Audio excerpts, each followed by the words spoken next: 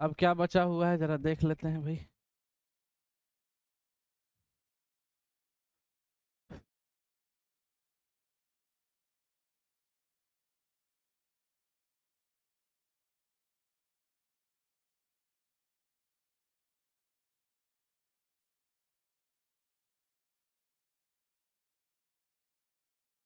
अबे ये क्या लगा दिया।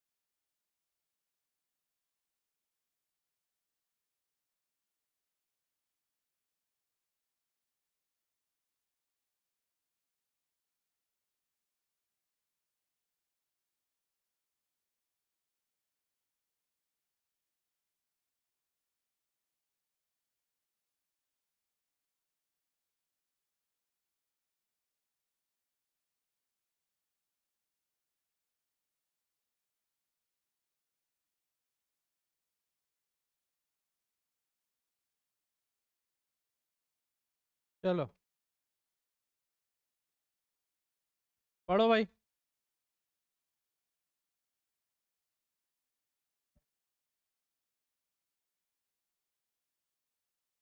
यूजेस ऑफ स्फेरिकल मिरर क्या है।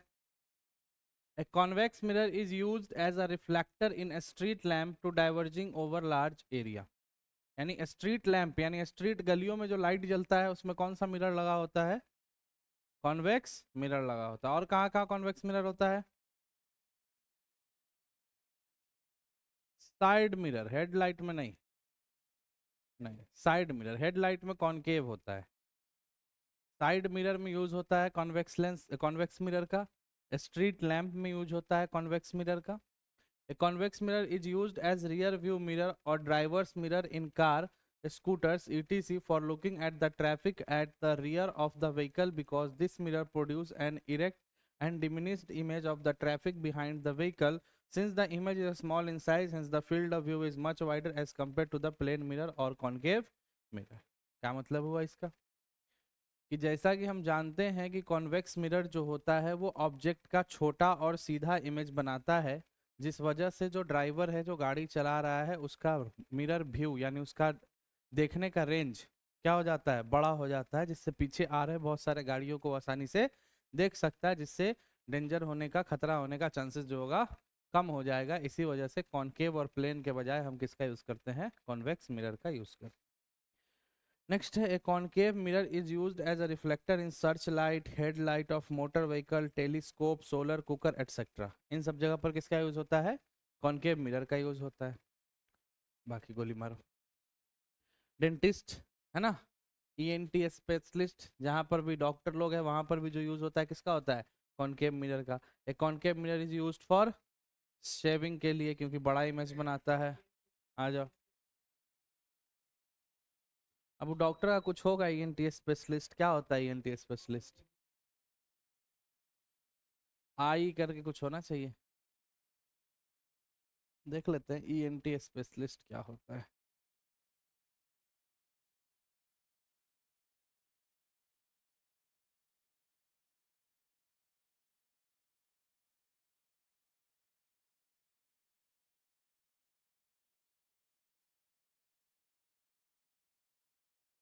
ईयर नोज एंड थ्रोट अलग अलग है।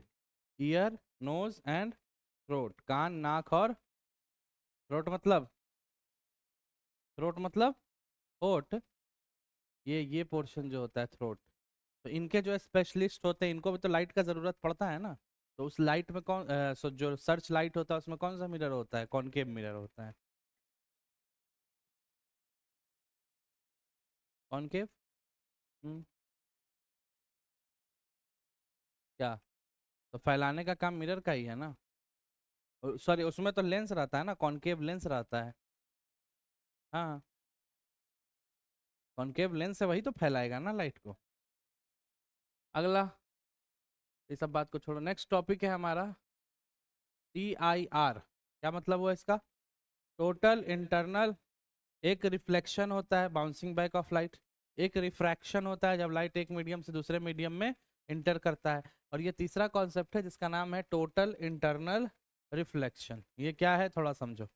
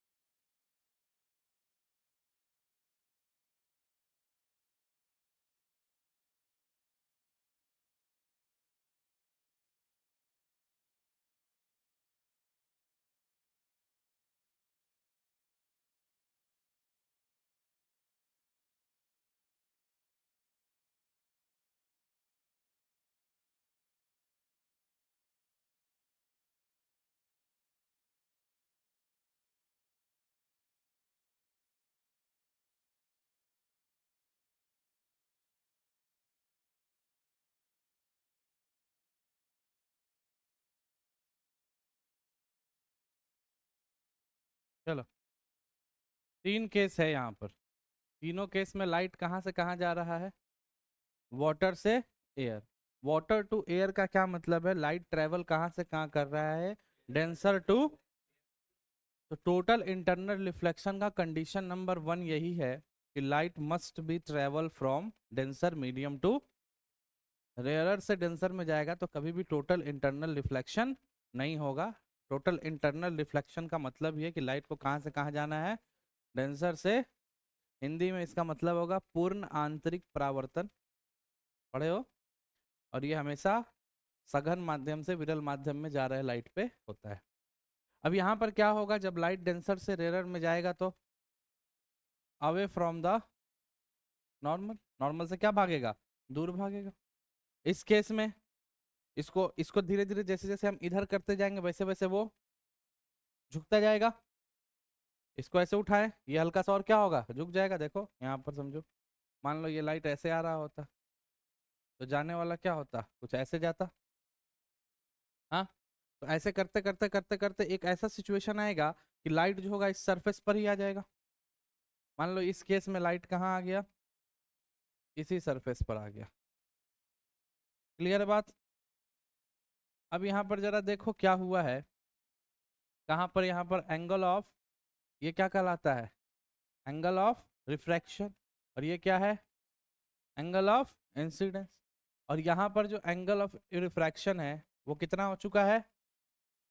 90 डिग्री। तो यहाँ पर जो एंगल ऑफ इंसिडेंस बनता है उसको हम लोग IC बोलते हैं। क्या बोलते हैं? IC का नाम क्या होता है? Critical angle. ठीक है। अब क्या करेंगे? अगर इसको और बेंड कर देंगे तो ये लाइट इसके बाद कहाँ चला जाएगा? नीचे आ जाएगा। तो इस केस में क्या होगा? लाइट अब जो है ऐसे निकल जाएगा। और यही फिनोमिनन क्या कहला गया? देखो, सबसे पहले लाइट एक मीडियम से दूसरे मीडियम में गया, अवे फ्रॉम द नॉर्मल। हमने इसको और बेंड किया करते करते एक ऐसा केस है कि एंगल ऑफ रिफ्रैक्शन कितना हो गया? 90 डिग्री। और उसको बेंड कर दिए तो कहाँ चला गया? अंदर ही अंदर रिफ्लेक्ट हो गया। तो क्या हुआ? एक मीडियम से दूसरे मीडियम में लाइट गया क्या? नहीं गया। तो इंटरनल रिफ्लेक्शन हुआ। सारा का सारा लाइट यहाँ पर आया और यहाँ से यहाँ रिफ्लेक्ट करेगा। यही फिनोमिनन क्या कहलाता है? Total internal reflection. इसके लिए कुछ कंडीशन होता है। Condition number 1, angle of refraction must be greater than 90 degree. Angle sorry light must be travel from denser medium to rare medium. तो यही सब बात यहाँ पर लिखा हुआ है, देखो।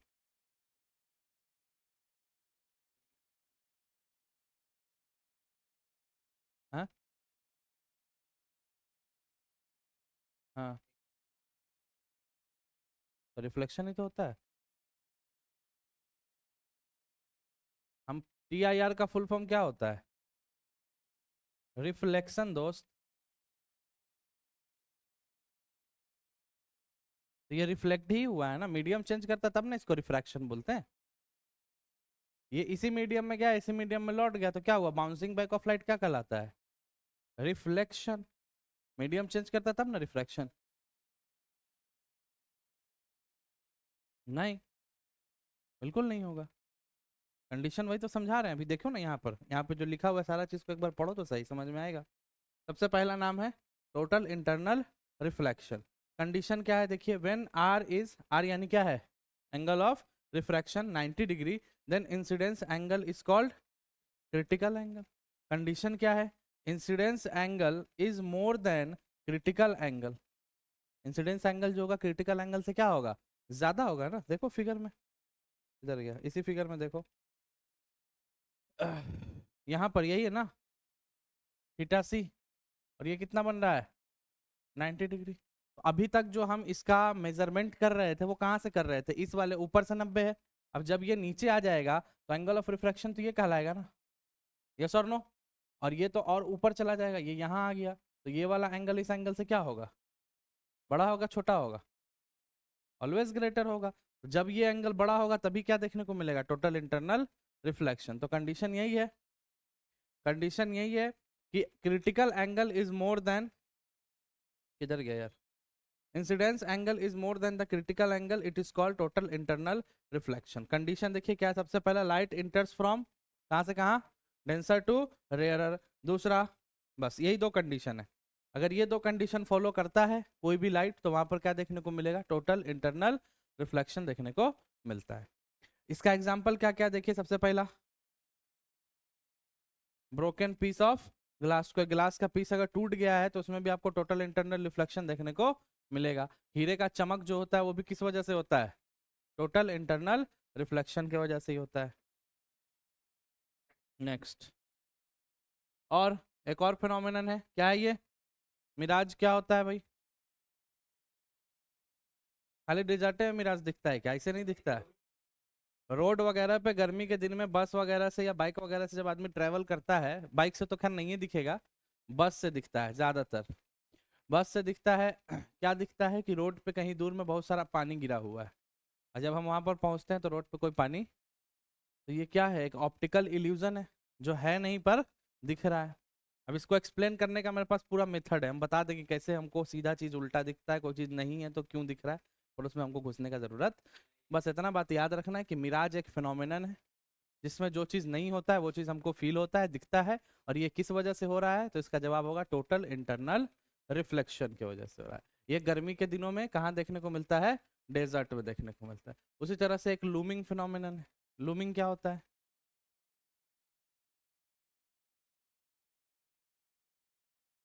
हाँ, वही चीज है। ऐसा लगेगा दूर से जब आप उसको देखिएगा, तो बर्फ जो पानी का सरफेस है वो आपको क्या लगेगा? बिल्कुल ही सॉलिड की तरह जम गया हुआ है, लेकिन जब आप वहां पहुंचते हैं तो आपको दिखता है कि भाई ये तो वाटर ही है। तो ये भी एक इल्यूजन है जो कब होता है? ठंडी के दिनों में पॉन्ड या लेक में देखने को मिलता है। इसका भी कहानी क्या है? पीछे रीजन है total internal reflection. मैसिंग town in the sky, अच्छा खोलो, एक और रीजन है ऑप्टिकल फाइबर। ऑप्टिकल फाइबर क्या होता है? कहाँ यूज होता है ऑप्टिकल फाइबर? हाँ, वाईफाई के राउटर जो होता है या सिग्नल ट्रांसमिट करना है बहुत तेज स्पीड में, बहुत फास्ट स्पीड में, अगर सिग्नल को ट्रांसफर करना है तो वहां पर जो मिरर का यूज कर, सॉरी, जिस फाइबर का यूज करते हैं वो फाइबर क्या कहलाता है? Optical fibre. हाँ हाँ, साइमंड बता दिए, तुम कहाँ थे? शाइनिंग ऑफ डायमंड नहीं थे ना तुम? डायमंड का भी यही रीजन होता है। It works on the principle of total internal reflection by Narendra Singh Kapany. ये ऑप्टिकल फाइबर का खोज करने वाले जो साइंटिस्ट जो थे उनका नाम है नरेंद्र सिंह कपानी, जो कहाँ के थे, इंडिया के थे। नेक्स्ट, यूजेस, यूजेस को, यूजेस में इसको पढ़िए, ये आपके काम का चीज है। क्या है ये? डिस्पर्सन। क्या होता है डिस्पर्सन?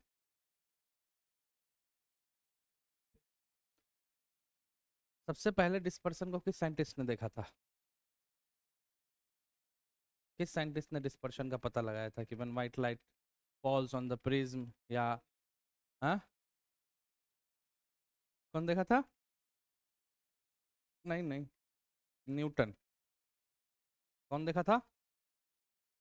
न्यूटन ने क्या किया था, अपना एक डिस्क एक्सपेरिमेंट किया था। डिस्क एक्सपेरिमेंट में क्या किया था उन्होंने, बना करके दिखाते हैं आपको। हाँ, हाइगन्स? नहीं, हाइगन्स तो वेव थ्योरी दिया है।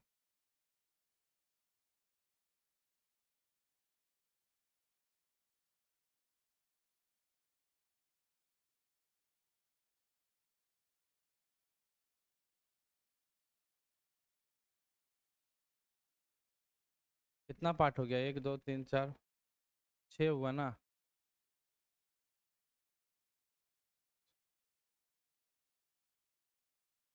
चलो ना, हटाओ ना, 7 पार्ट में हमको डिवाइड करना है।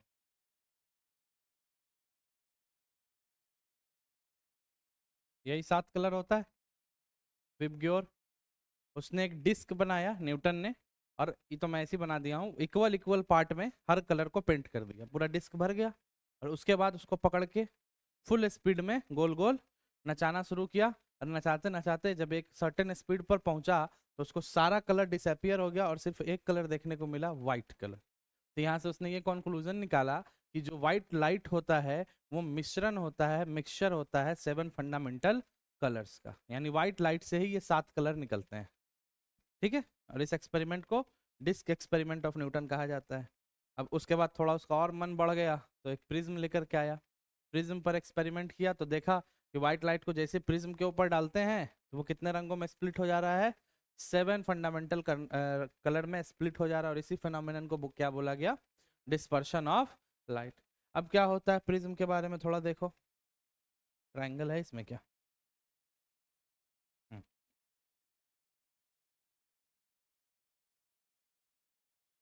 नए पेज ही ले लेते हैं।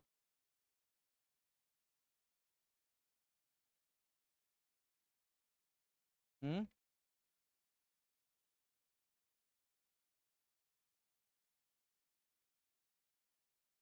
इसमें वायलेट कलर कौन है, ये है ना?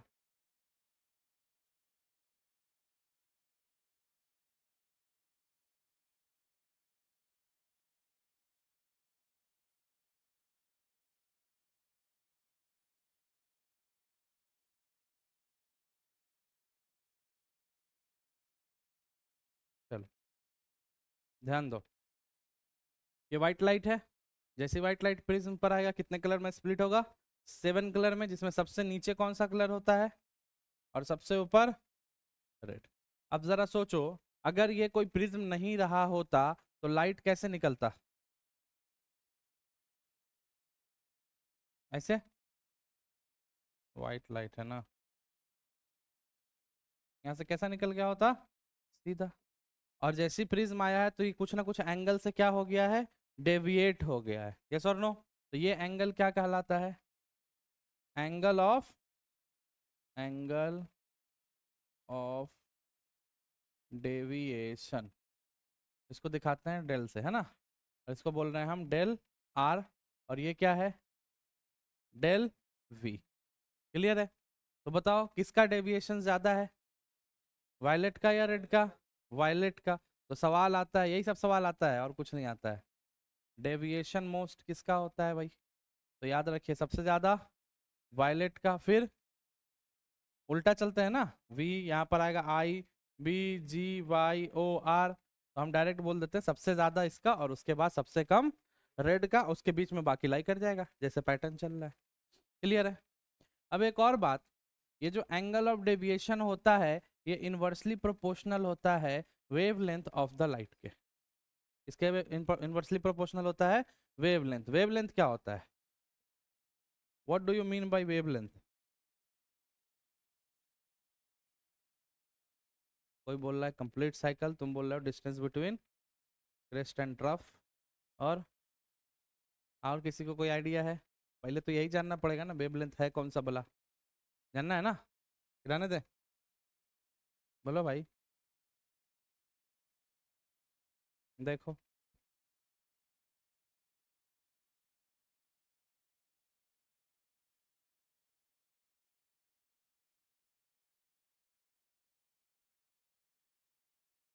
यही होता है आपका वेव। वेव ऐसे ही चलता है लहर के तरह। वेव का जो ये पीक पॉइंट होता है पॉजिटिव हाफ साइकिल में, इसको क्या बोलते हैं? क्रेस्ट।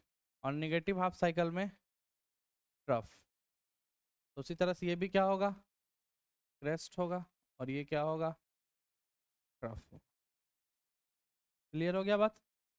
अब क्या होता है कि किसी भी दो कंजिक्यूटिव क्रेस्ट के बीच का डिस्टेंस देख लो, या किसी दो कंजिक्यूटिव ट्रफ के बीच का डिस्टेंस। कंजिक्यूटिव मतलब लगातार, एक के बाद एक, यानी एक क्रेस्ट से दूसरे क्रेस्ट के बीच का जो डिस्टेंस होगा वही क्या कहलाएगा?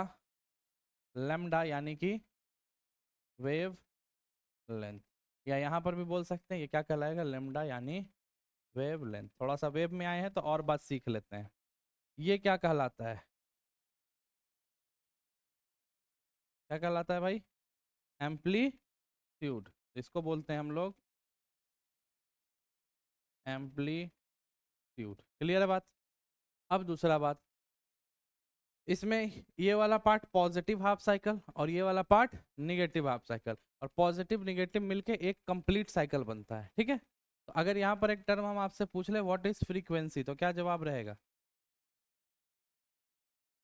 एसी करंट में भी पढ़ेंगे अभी हम लोग। जैसे बताओ फ्रीक्वेंसी क्या होता है?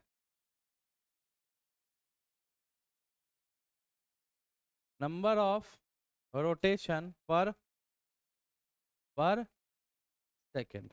एक सेकेंड में कितना कंप्लीटली रोटेशन हो रहा है, वही उसका क्या कहलाएगा? फ्रीक्वेंसी कहलाएगा। जैसे मान लो एक सेकेंड में वो 4 बार रोटेट, 4 साइकिल बनाया, तो उसकी फ्रीक्वेंसी क्या कहलाएगी? 4 कहलाएगी। और फ्रीक्वेंसी की यूनिट क्या होती है? हर्ट्ज। तो कितनी फ्रीक्वेंसी हो गई? 4 हर्ट्ज। यस और नो? हमारे घर पर कौन सा इलेक्ट्रिसिटी आ रहा है, डीसी या एसी? एसी का मतलब अल्टरनेटिंग करंट। और फ्रीक्वेंसी क्या होती है उसकी? 50 हर्ट्ज। इसका मतलब क्या है, एक सेकंड में वो कितना साइकिल बना रहा है? 50 साइकिल बना रहा है। तो मान लो अगर ये करंट का वेव है, करंट है, तो एक बार जीरो है यहाँ पर, टाइम जीरो है, तो एक बार जीरो कहाँ पर हुआ है? इस पॉइंट पर। और एक बार जीरो इस पॉइंट। यानी एक कंप्लीट साइकिल में कितनी बार करंट जीरो हो रहा है? कितनी बार? 2 बार। एक एक साइकिल में कितनी बार? तो 50 साइकिल में कितनी बार? यानी एक सेकंड में कितनी बार लाइट कटता है? 100 टाइम्स लाइट कटता है और 100 टाइम लाइट्स आता है, ठीक है? पर क्या तुमको कोई कटता आता दिख रहा है लाइट? नहीं दिख रहा है। क्यों नहीं दिख रहा है? क्योंकि यहाँ पर एक और टर्म पढ़ लो, टाइम पीरियड। क्या होता है? और टाइम पीरियड के बारे में बोला जाता है कि ये 1/फ्रीक्वेंसी होता है। और अगर हमारा टाइम पीरियड टी है तो फ्रीक्वेंसी क्या होगा? 1/50। और 1/50 को अगर हम सॉल्व करें तो आता है 20 मिली सेकेंड। कितना सेकेंड? तो आंख के पास इतना पावर नहीं है कि इतना कम टाइम में हो रहे फ्लक्चुएशन को क्या कर पाए? नोट कर पाए, है ना, प्रिडिक्ट कर पाए, देख पाए। इसी वजह से आपको नॉर्मल कांस्टेंट जलता हुआ दिख रहा है। पर असल कहानी क्या है? जहां पर भी अल्टरनेटिंग करंट है वहां पर एक सेकंड में 100 बार लाइट कट रहा है और 100 बार लाइट आ रहा है। इस इफेक्ट को देखना है तो स्लो मोशन वीडियो कैमरा चालू करो। जैसे ही स्लो मोशन वीडियो कैमरा चालू करोगे यहाँ पर का लाइट हल्का आपको बुक बुक बुक बुक करता हुआ दिखेगा, क्योंकि स्लो मोशन जो होगा वो कैप्चर कर लेगा 20 मिली सेकेंड को, पर आंख इतना कैप्चर नहीं कर पाता है। तो फ्रीक्वेंसी समझ में आ गया, एम्पलीट्यूड समझ में आ गया, टाइम पीरियड समझ में आ गया, वेवलेंथ समझ में आ गया, क्रेस्ट और ट्रफ समझ में आ गया। तो यहाँ पर जो बात की गई है वो यही बात किया जा रहा है कि एंगल ऑफ डेविएशन किसके इनवर्सली प्रोपोर्शनल होता है? लेमडा के। यानी अगर किसी का डेविएशन एंगल कम होगा तो उसका वेवलेंथ क्या होगा? ज्यादा। तो वेवलेंथ का अगर ऑर्डर पूछा जाए तो बताइए सबसे ज्यादा किसका होगा?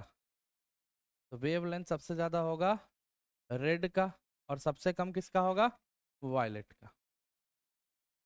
क्लियर है? तो दिक्कत यहाँ तक, ये दोनों बात याद रहेगा डिस्पर्सन का, बहुत इंपॉर्टेंट। एक वेवलेंथ और एक एंगल ऑफ डेविएशन। क्लियर हुआ बात? आगे चलते हैं, यहाँ पर सब कुछ लिखा हुआ है देख लो। फ्रीक्वेंसी को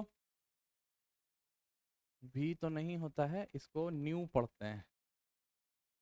क्या पढ़ते हैं? Nu, N U. तो फ्रीक्वेंसी को एफ से, एन से, न्यू से, किसी भी चीज से रिप्रेजेंट किया जा सकता है। फ्रीक्वेंसी क्या है? The number of cycle in 1 second, 1 second में कितना साइकिल कंप्लीट हो रहा है। फ्रीक्वेंसी का फॉर्मूला क्या होता है? 1/टाइम पीरियड। यूनिट क्या होता है? Second inverse. और ऐसा यूनिट क्या होता है? हर्ट्ज होता है। एफएम रेडियो में कितना फ्रीक्वेंसी यूज किया जाता है? 88 मेगा हर्ट्ज से 108 मेगा हर्ट्ज तक। मेगा मतलब 10⁻⁶। एनर्जी क्या होगा भाई? hc/λ। तो एनर्जी कैसे इनवर्सली प्रोपोर्शनल है? लैम्डा के इनवर्सली प्रोपोर्शनल। क्लियर है? अब यहाँ पर क्या लिखा हुआ है? कलर का कॉम्बिनेशन जिसका नाम है विबग्योर। और यहाँ पर क्या है? Order of temperature of energy in star.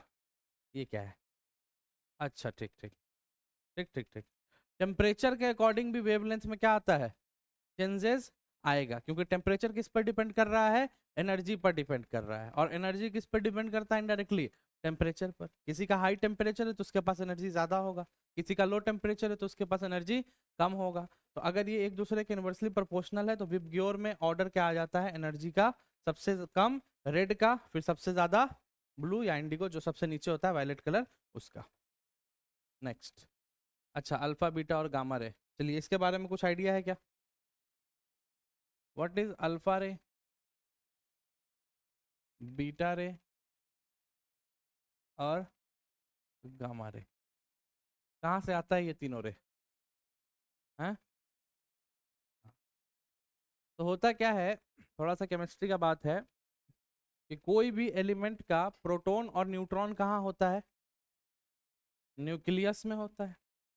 अब जब हम बात करते हैं फॉर एग्जांपल, मान लो भाई ऑक्सीजन, ऑक्सीजन का एटॉमिक नंबर कितना होता है? 8। एटॉमिक मास कितना होता है? यहाँ पर अगर हम पूछे न्यूट्रॉन कितना है भाई, तो 16 - 8, यानी कितना है न्यूट्रॉन? 8। प्रोटॉन कितना है? वो भी 8। तो प्रोटॉन न्यूट्रॉन कितना है? सेम है, कोई दिक्कत नहीं है। सोडियम के पास अगर पहुंचे तो 11 और 23। प्रोटॉन कितना और न्यूट्रॉन कितना? 12। इससे इसको माइनस करेंगे। न्यूट्रॉन निकालने के लिए क्या होता है? Atomic mass minus atomic number. तो यहाँ पर देखो थोड़ा सा चेंजेस आया प्रोटॉन न्यूट्रॉन में। और आगे बढ़ेंगे तो जैसे जैसे हम आगे बढ़ते जाते हैं एबनॉर्मली चेंज आना शुरू होता है एटॉमिक नंबर और एटॉमिक मास में। और इतना ज्यादा चेंज आएगा तो नंबर ऑफ न्यूट्रॉन बढ़ जाएगा एज कंपेयर टू प्रोटॉन। हाँ या ना? अब न्यूक्लियस में कोई दो चीज है तो स्टेबल कब होगा? जब दोनों लगभग एक दूसरे के क्या हो? इक्वल हो। जितना इसका उतना इसका हो। अगर ऐसा हो जाए कि एक बहुत ज्यादा और एक बहुत कम हो जाए तो क्या होगा? बैलेंसिंग खराब होगा और न्यूक्लियस कैसा हो जाएगा? अनस्टेबल। तो जनरली देखा जाता है कि बिस्मथ से, कहाँ से? बिस्मथ एक एलिमेंट है, वहां से न्यूक्लियस में बहुत ज्यादा गड़बड़ी शुरू हो जाता है, अनस्टेबिलिटी आ जाता है। तो न्यूक्लियस क्या करता है? खुद को स्टेबल बनाने के लिए खुद से कुछ रेडिएशन निकालता है। और वो रेडिएशन किस फॉर्म में निकलता है? अल्फा रे, बीटा रे और गामा रे के फॉर्म में निकलता है। अब ये जो फिनोमिनन है, ये फिनोमिनन क्या कहलाता है? Radio activity. The radioactivity is the phenomenon in which unstable nucleus radiate from their nucleus ray alpha, beta and gamma. Clear है? कोई दिक्कत है यहाँ तक? नहीं। उसके बाद अल्फा बीटा गामा रे निकलता है। अब ये जो कोई पूछ ले, मान लो कि ये जो रेडियो एक्टिविटी है किन बातों पर डिपेंड करता है? क्या हम टेम्परेचर बढ़ाएंगे तो रेडियो एक्टिविटी बढ़ेगा या घट जाएगा? बताओ। टेम्परेचर अगर हम बढ़ा देते हैं तो रेडियो एक्टिविटी बढ़ेगा या कम हो जाएगा? प्रेशर बढ़ाएंगे तो? हाँ, कैटलिस्ट का इस्तेमाल कर लेंगे तो? तो कहानी ये होता है कि रेडियो एक्टिविटी को एनवायरमेंटल कंडीशन से कोई मतलब, ये सेल्फ खुद से होने वाला, इसकी मर्जी जब होगी तभी अल्फा बीटा गामा निकलेगा। आप उसको पकड़ के हिला दीजिए, आग में के भट्टी में डाल दीजिए, फ्रीजर में रख दीजिए, उससे उसको कोई मतलब नहीं। इन्वायरमेंटल कंडीशन से उसको कोई फर्क नहीं पड़ता। Radio activity is a self phenomenon. जब एलिमेंट का मन होगा तब वो अल्फा बीटा गामा रे निकालेगा, जब उसका मन नहीं करेगा वो नहीं निकालेगा। उस पर आपका कोई बस नहीं चल सकता है। ना आप प्रेशर के साथ छेड़खानी करके कुछ कर सकते हैं, ना टेम्परेचर। आप कुछ भी करके रेडियो एक्टिविटी पे इफेक्ट नहीं डाल सकते हैं। क्लियर हो गया बात? तो अब यहीं पर ये सब बात लिखा हुआ है, तो थोड़ा सा पहले और थोड़ा यहाँ डिटेल कर दें। अल्फा रे का मतलब क्या होता है? इस पर चार्ज होता है पॉजिटिव। कैसा चार्ज होता है? अब अगर कोई पूछे, जैसे मैं तुमसे पूछता हूँ प्रोटॉन, प्रोटॉन पे चार्ज कैसा होता है? पॉजिटिव होता है। और प्रोटॉन का मास कितना है? मान लो हम उसके मास को बोल दें m, प्रोटॉन के मास को कितना बोल दें? m, और इसका मास तो पता ही कितना होता है, 1.67 इंटू 10⁻⁻28 kg, ये होता है। तो अगर मान लो प्रोटॉन के मास को m बोल दिया और प्रोटॉन पे चार्ज कितना है? पॉजिटिव। कितना पॉजिटिव चार्ज? तो एक पॉजिटिव चार्ज। अल्फा रे जो होता है, अल्फा रे का जो चार्ज होता है वो प्रोटॉन के रिस्पेक्ट में कितना होता है? 2 गुना। और उसका मास जो होता है वो प्रोटॉन के रिस्पेक्ट में कितना होता है? 4 गुना। तो अल्फा रे कहीं से भी निकलेगा तो उस पर कितना चार्ज रहेगा? 2 पॉजिटिव, और मास कितना होगा? 4। जैसे अगर हम बोल दें, ऐसे समझ लो, सोडियम से होता तो नहीं है, सोडियम से मान लो एक अल्फा रे निकल गया, एक अल्फा रे यहाँ से क्या हुआ है? इमिट हुआ है। तो इसमें क्या चेंजेस आएगा? मास में क्या चेंजेस आएगा? बताओ, मास कितना गुना कम हो जाएगा? 4 कम ही आ जाएगा मास में। 23 में से 4 कम होगा तो कितना बचेगा? 19। तो नया जो सोडियम बचा उसमें मास कितना हो गया? 19 हो गया। बात समझ में आ रहा है कि नहीं आ रहा है? इसी तरह से कमी देखते हैं। क्लियर है? और तो अल्फा कहाँ, ये रहा अल्फा। अल्फा में क्या बोला गया? +2 He4। अच्छा, यहाँ पर He का नाम क्यों लिया गया है? ऐसा कहाँ होता है जिसका मास 4 हो और प्रोटॉन 2 हो? हीलियम में होता है ना। हीलियम का एटॉमिक नंबर कितना होता है? 2। और एटॉमिक मास कितना होता है? तो अल्फा पार्टिकल को इनडायरेक्टली हम ऐसे भी बोल सकते हैं कि वहां से क्या निकल गया? हीलियम का इमिशन हो गया है। तो यहाँ पर यही बात लिखा हुआ है। कैसा चार्ज होता है? पॉजिटिव। चार्ज होता कितना है? 2 टाइम्स। मास कितना होता है? 4 टाइम्स। किसने खोजा था? रदरफोर्ड ने। Speed of alpha and beta are lower than gamma, यानी अगर ऑर्डर ऑफ मास का ऑर्डर का बात कर लें तो क्या होगा? सबसे ज्यादा किसका मास होता है? सबसे ज्यादा अल्फा, फिर बीटा, फिर गामा। मास का ऑर्डर ये हो गया। यस और नो? अब अल्फा रे भी चल रहा है, बीटा भी जा रहा है और गामा भी जा रहा है, ठीक है? तो अगर पूछ ले सबसे ज्यादा पेनेट्रेटिंग पावर किसका है? पेनेट्रेट मतलब, पेनेट्रेट का क्या मतलब होता है? आर पार हो जाना, उसके अंदर चला जाना। तो सबसे ज्यादा पेनिट्रेट कौन करेगा? हाँ, गामा रे। पेनिट्रेटिंग पावर में सबसे पावरफुल कौन होता है? जैसे मान लो कि अल्फा रे के सामने हमने एक कागज का स्लाइड रख दिया, है ना, पेपर रख दिए, तो हो सकता है वो पेपर को पार कर भी पाए, या हो सकता है पेपर को पार ना भी, लेकिन बीटा उस पेपर को आसानी से पार कर जाएगा। ठीक है? अब मान लो लगभग 2 सेंटीमीटर थिक अगर आयरन का भी बार हम रख दें, 2 सेंटीमीटर कितना होगा? इतना होगा। इतना मोटा अगर आयरन के बार को मैं यहाँ पे रख दूं और यहाँ से गामा रे को बोलूं जाने के लिए, तो गामा रे आसानी से इस आयरन बार को आर पार करता हुआ निकल जाएगा। ठीक है? क्लियर है बात? कोई दिक्कत? हम हमेशा जब बताते हैं गामा रे तो याद कराते हैं हम मार्वल का मूवी। कौन कौन देखा है थैनोस को? कोई देखा है? देखे हो ना? वो क्या पहनता है एक हाथ में? 5 मनी का एक वो पहनता है ना। तो वहां से कौन सा रेडिएशन निकलता है? गामा। बोलता है ना आयरन मैन को कि तुम झेल नहीं पाओगे, जब फर्स्ट टाइम पहनता है तो, क्योंकि उससे कौन सा रेडिएशन निकल रहा होता है? गामा। पूरा बॉडी को क्या कर देता है? जला के खराब कर देता है। तो गामा रे का पेनिट्रेटिंग पावर क्या होता है? अल्फा बीटा के रिस्पेक्ट में बहुत ही ज्यादा होता है। और ये कहाँ होता है? जहां पर न्यूक्लियर अनस्टेबल होता है। न्यूक्लियस अनस्टेबल होता है। यस और नो? न्यूक्लियस अनस्टेबल का मतलब ये कौन से रिएक्शन का फेनोमेनन हो रहा है? न्यूक्लियर रिएक्शन हो रहा है ना? यस और नो? तो इसीलिए ना बताए हैं कि जब भी न्यूक्लियर पावर प्लांट में कोई वर्कर काम कर रहा होता है तो उनका लाइफ कम क्यों हो जाता है? क्योंकि हमेशा उनके बॉडी से होकर के अल्फा रे, बीटा रे, गामा रे क्या हो रहा है? पास कर रहा है, जिसकी वजह से क्या हो रहा है? उनके बॉडी का जो एबिलिटी वो धीरे धीरे घटता चला जाता है और एज जो है कम हो जाता है। तो ये ऑर्डर रहेगा अल्फा और बीटा और गामा का। अब यहाँ पर देखिए बीटा के बारे में। बीटा का +2, ये चार्ज कैसा होता है? निगेटिवली। और इस पर चार्ज होता कितना है? -1। और मास इसका क्या हो जाता है? 0। यानी कहीं से अगर बीटा निकलेगा ना, तो चार्ज में -1 होने का मतलब चार्ज बढ़ जाएगा। ठीक है? -1 होने का क्या मतलब? वो इलेक्ट्रॉन को क्या करेगा? गेन करेगा ना। और मास में कोई इफेक्ट देखने को मिलेगा क्या? कोई इफेक्ट देखने को नहीं मिलता। उसी तरह से कौन सा रे है? Gamma ray. तो चार्ज बढ़ रहा है उसका। रेस्ट मास 0 बोलते हैं इसको। मास 0 नहीं होता है, रेस्ट मास। जैसे फोटोन का मास कोई पूछे तो क्या बताओगे? What is the mass of photon? कोई मास नहीं होता है, रेस्ट मास जीरो होता है। ओवरऑल मास जो होगा जीरो, किसी भी चीज, कोई भी चीज अगर एग्जिस्ट करे तो उसका मास जीरो हो सकता है कभी? कभी नहीं। रेस्ट मास बोलते हैं कि हाँ चलिए ठीक है, निगलेक्ट विगलेक्ट कर दिया जाए थोड़ा मोड़ा, बोल देते हैं कि ओवरऑल मास क्या हो गया, जीरो। अब मान लो यहाँ पर मास में चेंजिंग हो रहा होगा 0.0000002 का, तो कंसीडर करने कोई फायदा है? हम सीधा बोल दिए रेस्ट मास कितना हो गया, जीरो हो गया, बहुत ज्यादा मास में इफेक्ट नहीं पड़ता है। नेक्स्ट कौन सा रे है? Gamma ray. गामा रे कैसा होता है? चार्जलेस, और तो कहीं से गामा रे निकल गया तो उसके ना चार्ज पे कोई इफेक्ट पड़ने का और ना कोई मास पे। किसने डिस्कवर किया था, नाम पढ़िए, पॉल विलार्ड और हेनरी बैक्वेरेल। हेनरी बैक्वेरेल बहुत इंपॉर्टेंट है क्योंकि इन्होंने रेडियो एक्टिविटी का खोज किया है। Henry Becquerel. It is a electromagnetic wave travel with speed of light. Gamma ray, gamma ray कहाँ, मैरी क्यूरी भी है, बहुत सारे बंच ऑफ साइंटिस्ट मिलकर खोज किए हैं। इलेक्ट्रोमैग्नेटिक वेव जो है वो ट्रेवल करता है किस स्पीड से, स्पीड ऑफ लाइट। ठीक है, तो अगर हम स्पीड ऑफ, जैसे यहाँ पर मास का ऑर्डर हो गया, स्पीड का ऑर्डर अगर सजाने बोले तो क्या होगा, स्पीड सबसे ज्यादा किसका होगा, गामा, बीटा और फिर अल्फा। क्लियर है बात? स्पीड का ऑर्डर भी याद रखना है। तो gamma has highest energy of penetrating power, ये बात भी बता दिए, गामा के पास सबसे ज्यादा पेनेट्रेटिंग पावर होता है। Usages of cancer treatment, chemotherapy 0.6, 0.6 नहीं यार, cobalt 60, cobalt 60 isotopes is used. ये 2 बार पूछा है इंडिया में, 2 टाइम्स इस क्वेश्चन को।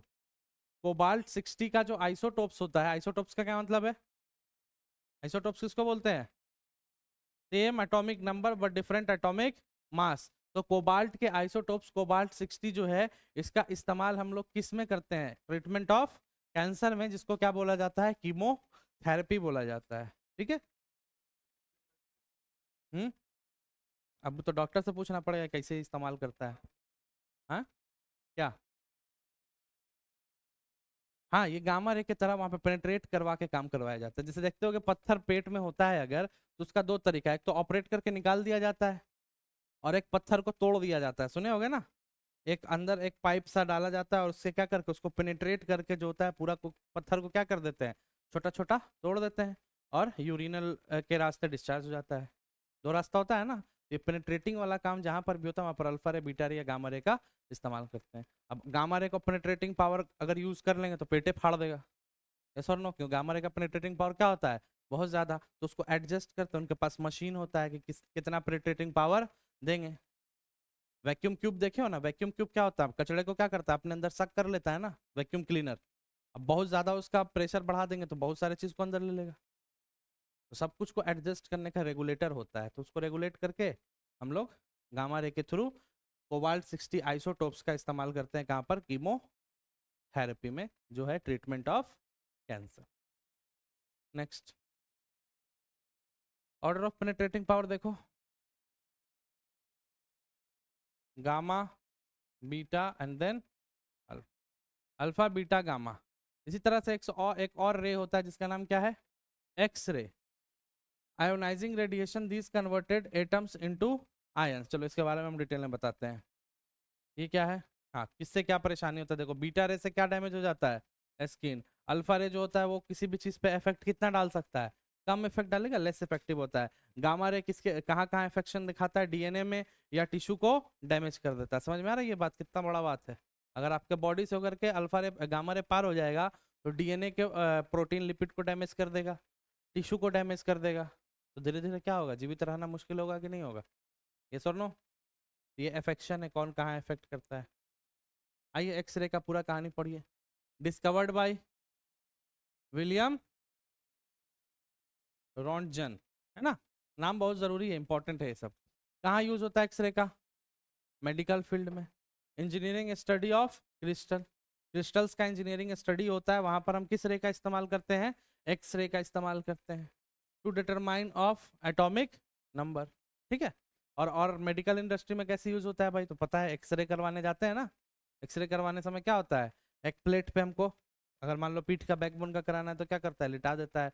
हाथ का कराना है तो उस प्लेट पे रखता है और ऊपर से एक मशीन लाता है, वो पूरा आपके अंदर को क्या कर लेता है, एक्सरे निकाल लेता है। तो एक्सरे होता क्या है, असल में आपके हाथ के अंदर जो एक्स रे है वो इंटर करता है, और जैसे ही वो इंटर करता है, रे अंदर जाता है, तो अंदर के सारे फिनोमिनन को देखता है और उसका एक होलोग्राफिक प्रिंट जो है एक पेपर पर छप जाता है, यही कहलाता है एक्सरे। उसके बाद दूसरा रे क्या है? यूवी रे यानी अल्ट्रावायलेट रे। अल्ट्रावायलेट रे की डिस्कवरी किसने की है? जॉन रिटर ने। इन अल्ट्रावायलेट रीडेड water to kill bacteria. Water से बैक्टीरिया को मारने के लिए जिस रे का इस्तेमाल करते हैं वो क्या है? अल्ट्रावायलेट रे। डिटेक्शन ऑफ फॉर्जरी डॉक्यूमेंट, ये क्या मतलब हुआ? फॉरेंसिक मूवी देखते हो ना, वही बोलता है फॉरेंसिक डिपार्टमेंट को भेज दिया जाए, एक छोटा सा बाल उठा करके, फिंगरप्रिंट, तो उन सब जगह पर वो कौन से रे का इस्तेमाल करता है? अल्ट्रावायलेट रे का। फिंगरप्रिंट्स वगैरह मिला है, उसका सारा डिटेल निकाल देगा अल्ट्रावायलेट रे से। फेक करेंसी है कि ओरिजिनल करेंसी है, कैसे डिटेक्ट होगा? अल्ट्रावायलेट रे से। डायमंड ओरिजिनल है कि गड़बड़ है, उसका डिटेक्शन करना है, किसका यूज करेंगे? अल्ट्रावायलेट रे का। टू एग्जामिन द एडल्ट्रेशन इन घी, घी में भी कुछ मिलावट किया गया है, तो वहां से भी हम अल्ट्रावायलेट रे को पास करके इस बात का पता कर सकते हैं। अब ऐसा नहीं है कि अब दुकान से जाए घी खरीदेंगे तो हम चले जाएंगे अल्ट्रावायलेट, बड़े पैमाने पर बड़े बड़े फैक्ट्रीज वगैरह में ये सब इस्तेमाल किया जाता है। नेक्स्ट कौन सा रे है? चार छह रे पढ़ना है आप लोग को। पहला अल्फा रे, बीटा रे, gamma ray, X ray, ultraviolet रे और इंफ्रारेड रे। इंफ्रारेड रे की डिस्कवरी, नाम ही खतरनाक खतरनाक होता है, पढ़ो। क्या इसको प्रोनाउंशिएट किया जाएगा? हर्शल, है ना? हर्शल, चलो ठीक है, विलियम हर्शल। ये इंफ्रारेड रे का दूसरा नाम क्या होता है? Thermal radiation. ये कहाँ से आता है? सन से, बल्ब से, और कौन से बल्ब से? Neon bulb, incandescent bulb. Incandescent bulb कभी देखे हो? सात, ठीक है। इनकैंडेसेंट बल्ब देखे हो कभी? क्या होता है इनकैंडेसेंट बल्ब? पीला बल्ब देखे हो, पीला वाला? 10 रुपए में खरीद के लाते थे, पीला कलर का एक बल्ब होता है। अभी भी होटल वगैरह में जहाँ समोसा कचौड़ी का कंटेनर होता है उसमें उजला बल्ब क्यों नहीं लगाता है? रीजन क्या है? कि वहां से थर्मल रेडिएशन हो रहा है। तुमको लगता है कि सुंदर दिखने के लिए पीला बल्ब लगाया, सुंदर उंदर दिखने का कॉन्सेप्ट नहीं है। वो समोसा कचौरी लिट्टी जो है ज्यादा देर तक क्या रह सके, गर्म रह सके, इसलिए वहां पर पीला बल्ब लगा दिया जाता है। इसलिए उसको खाने से कभी कभी हमको क्या होता है? प्रॉब्लम आता है ना, क्योंकि वो क्या कर रहा है? रेडिएशन को अपने अंदर अब्जॉर्व कर रहा होता है। तो सन से, बल्ब से और फर्नेस वगैरह से जो रेडिएशन निकलता है उसी को अल्ट्रावायलेट रे या अल्ट्रावायलेट रेडिएशन या थर्मल रेडिएशन के नाम से जानते हैं। न्यूक्लियस से, किसी भी एटम के न्यूक्लियस से, जब न्यूक्लियस अनस्टेबल हो जाता है, हाँ, फोटोन से अल्फा बीटा गामा कैसे निकलेगा? हाँ, बीटा रे से स्किन कैंसर नहीं, अल्ट्रावायलेट रे की वजह से स्किन कैंसर होता है ना। हाँ, अल्ट्रावायलेट रे की वजह से स्किन कैंसर बढ़ता है। कहाँ लिखा हुआ है स्किन कैंसर के बारे में? स्किन पे इफेक्ट करता है, स्किन को डैमेज करता है। स्किन कैंसर और स्किन का डैमेज होना अलग अलग चीज है। स्किन पे अगर मान लो चमड़े पे देखते होगे वो क्या बोलते हैं, चर्म रोग देखे हो, उजला काला स्पॉट, तो क्या वो कैंसर है? स्किन डैमेज हुआ ना, कहीं कहीं स्किन पे स्पॉट आ गया, क्या हुआ? स्किन डैमेज हुआ ना। स्किन कैंसर अलग चीज है, स्किन डैमेज अलग चीज है। जो आपका सन से आ रहा है, कौन सा रे आ रहा होता है? अल्ट्रावायलेट रे आ रहा होता है ना। अल्ट्रावायलेट भी इंफ्रारेड रे भी है। तो जो ओजोन का लेयर है वो किस रे को प्रोटेक्ट कर रहा है अर्थ पे आने से? अल्ट्रावायलेट रे को, क्योंकि अल्ट्रावायलेट रे अगर हमारे शरीर पे पड़ता है तो कौन सा कैंसर हो जाता है? Skin cancer. अब ओजोन में जो ओजोन का लेयर है उसमें क्या हो रहा है? डिप्लीशन हो रहा है। डिप्लीशन क्यों हो रहा है? किसकी वजह से हो रहा है? CFC, chlorofluoro carbon. कहाँ से आ रहा है क्लोरोफ्लोरोकार्बन? फ्रिज से आ रहा है, AC से आ रहा है, ब्यूटी प्रोडक्ट जो यूज होता है, लिपस्टिक, परफ्यूम, क्रीम वगैरह जो भी है, उन सब के मैन्युफैक्चरिंग इंडस्ट्री से जो रिलीज हो रहा है वो कौन सा रिलीज हो रहा है? CFC रिलीज हो रहा है। वो एटमोस्फेयर में जाकर के क्या कर रहा है? ओजोन लेयर को डिप्लीट कर रहा है। तो चाइना में जो है जहां से ओजोन लेयर डिप्लीट हुआ है उसका इफेक्ट ज्यादा कहाँ को देखने को मिला? चाइना जापान साइड में जो है देखने को मिला है, जिस वजह से वहां पर स्किन कैंसर जो है वो ज्यादा हो रहा है। क्लियर बात? हाँ, तो हम कहाँ थे? इंफ्रारेड में। पायरोमीटर ये क्या है भाई? Measures high temperature, it works on principle of radiation. यानी कहीं पर अगर हाई टेम्परेचर को मेजर करना है तो किस मीटर का यूज, किस इंस्ट्रूमेंट का यूज करते हैं, उसका नाम क्या है? पायरोमीटर। इंफ्रारेड रे use in TV remote control.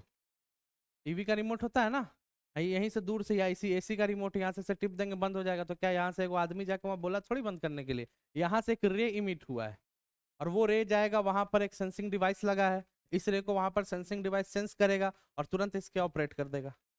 TV में भी यही होता है, चैनल चेंज करना है, वॉल्यूम बढ़ा रहा है, जब भी आप बटन टिपते हैं यहाँ से कौन सा रे निकल रहा होता है, एक रे निकल रहा होता है, इंफ्रारेड रे, वो जाकर के वहां पर सेंसिंग डिवाइस को सेंसिंग करता है कि ये काम करना है, और वो तुरंत उस काम को आउटपुट में कर देता है। It works on a line of site not separate area like wifi, यानी एक लाइन पे वर्क करता है, जैसे वाईफाई क्या है, चारों तरफ, यहाँ पर भी वाईफाई की कनेक्टिविटी है, बगल वाले रूम में भी है, इस वाले रूम में भी है। इंफ्रारेड अगर मैं यहाँ से बटन टिपूंगा तो बगल वाले रूम का टीवी का जो है वो चेंज हो जाएगा क्या? हाँ, यहाँ से अगर मैं कंट्रोल दूँ, यहाँ मान लो बगल में एसी रखा है, यहाँ से मैं ऐसे ऐसे बटन टिप रहा हूँ, ऐसे बंद हो जाएगा। तो ये एरियल डिस्ट्रीब्यूशन नहीं है इस रे का, लाइन ऑफ साइट डिस्ट्रीब्यूशन, एक लाइन में वर्क करेगा। लेकिन वाईफाई क्या है, ऑफिस में वाईफाई लगा है, यहाँ वाईफाई चल रहा है नहीं चल रहा है, तुम लोग चला सकते हो कि नहीं चला सकते, वो पूरा एरियल डिस्ट्रीब्यूशन है, तो वहाँ का रे अलग है और ये रे अलग। Using in night vision camera, spectrals, photography, foggy weather, इन सब जगह पर भी हम इस रे का इस्तेमाल करते हैं। रिलेटिव इन मसल्स पेन, ये क्या है पता नहीं, हटा। अगला क्या है अपना, माइक्रोवेव, नाम सुने हो माइक्रोवेव का? क्या होता है माइक्रोवेव में? माइक्रोवेव में क्या होता है? खाना पकाया जाता है ना। तो डिस्कवर बाय अर्ज, यूजेस इन remote sensing, wireless communication technique, mobile, wifi, phone, cellular, satellite और रडार। रडार क्या होता है? What is radar? रडार का नाम सुने हो कभी? क्या होता है रडार? ये सब जो है सिग्नल सेंसिंग डिवाइस होता है, सिग्नल को सेंस करना है। अब जैसे हवा में जहाज उड़ रहा है, अब उसको क्या पता किधर ईस्ट है, किधर वेस्ट है, किधर साउथ है, क्योंकि जब 3D प्लेन में हम आ गए हैं तो हमको कुछ डायरेक्शन का पता, एग्जैक्ट लोकेशन पता नहीं चलता है। तो रडार जो होता है वो रे को सेंस करके ये बात बता देता है कि आपको किस डायरेक्शन में जाना है, किस डायरेक्शन में नहीं जाना है। यही रडार का काम शिप में कौन करता है? सोनार करता है। रडार का काम, जो शिप होता है, जहाज, पानी का जहाज, वहां पर ये काम सेंसिंग डिवाइस कौन करता है? सोनार। वो देखता है कि आगे कहीं आइसबर्ग तो नहीं है, वरना टाइटेनिक वाला खेल हो गया तो दिक्कत हो जाएगा। ये सब खेल चल रहा होता है। नेक्स्ट कौन सा वेव है? Radio wave. रेडियो वेव क्या है भाई, किसने डिस्कवर किया है, डिस्कवर्ड किसके लिए हुआ है? रेडियो वेव कहाँ कहाँ देखने को मिलता है? टेलीविजन में और रेडियो में। बस ऐसी दो बात याद रखना कि रेडियो वेव जो है कहाँ आता है, तो टेलीविजन और रेडियो में। ये कुछ कुछ बात है।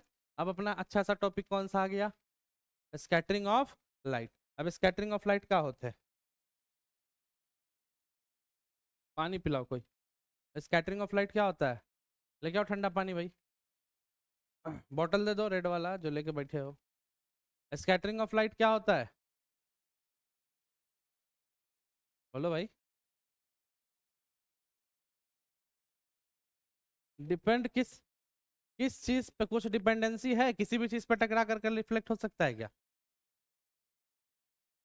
हाँ, ऑब्जेक्ट चाहिए तो किसी भी ऑब्जेक्ट पे, मान लो यहाँ से हम टॉर्च जलाएं, यहाँ पर टॉर्च जला दिए तो यहाँ पर रिफ्लेक्शन होगा क्या? सॉरी, स्कैटरिंग हो जाएगा। ब्लैक सरफेस नहीं होना चाहिए, और रिफ्लेक्शन सरफेस होना चाहिए। और सबसे पहला बात, हाँ वही चीज बता रहे, सबसे पहला चीज स्कैटरिंग ऑफ लाइट वहां होगा जहां पर लाइट का वेवलेंथ लगभग लगभग डायामीटर ऑफ द पार्टिकल के बराबर हो। लाइट का वेवलेंथ लगभग लगभग जिस पार्टिकल से वो टकरा रहा है उसकी डायमीटर के इक्वल हो जाए। लाइट का वेवलेंथ किस ऑर्डर में होता है? 10 नैनोमीटर में होता है, यानी 10⁻⁻⁹। तो 10⁻⁻8 या 10⁻⁻9 के रेंज का डायमीटर क्या होना चाहिए उस पार्टिकल का। यानी जो आपका स्कैटरिंग है वो बड़े बड़े एलिमेंट पे नहीं, बड़े बड़े पार्टिकल पे नहीं होता है, डस्ट पार्टिकल पर, वाटर वेपर पर, है ना। लाइट, ये एटमॉस्फेयर में हवा है, हवा में छोटे छोटे पार्टिकल है, इन सब छोटे छोटे इफेक्ट पर देखा जाता है स्कैटरिंग ऑफ लाइट। अब स्कैटरिंग ऑफ लाइट क्या है कि जब भी उस छोटे छोटे पार्टिकल पे लाइट पड़ा, ठीक है, तो लाइट पड़ने के बाद क्या हुआ, व्हाइट लाइट पड़ता है। व्हाइट लाइट में कितना कलर है? 7 कलर। अब ये बात जब उस लाइट उस पर पड़ा तो अब वो लाइट जो होगा वो पार्टिकल के अकॉर्डिंग वर्क करेगा। पार्टिकल को कौन सा वेवलेंथ पसंद आ गया, सब कलर का अलग अलग वेवलेंथ होता है। अब जो वेवलेंथ उसको अच्छा लगता है उसी वेवलेंथ को वो चारों तरफ क्या कर देता है, स्कैटर्ड कर देता है। और यही फेनोमेनन क्या कहलाता है, स्कैटरिंग ऑफ लाइट कहलाता है। तो यहाँ पर यही सब बात लिखा हुआ है, थोड़ा पढ़िए। पढ़ो थोड़ा, फिर हम समझाते हैं।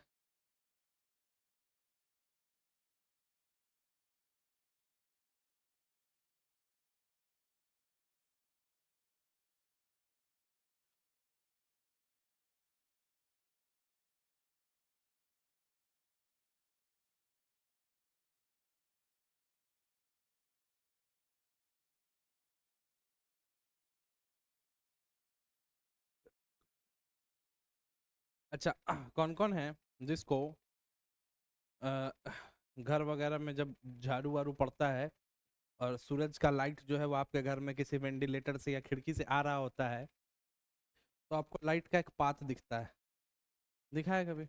बच्चा में गौर किए हो कि ये लाइट आ रहा है गंदा गंदा, उसमें धूल उड़ता हुआ दिखता है। वहां पर क्या हो रहा है, स्कैटरिंग ऑफ लाइट, क्योंकि धूल का जो पार्टिकल है बहुत छोटा है और वहां पर ray of light white light आ रहा है।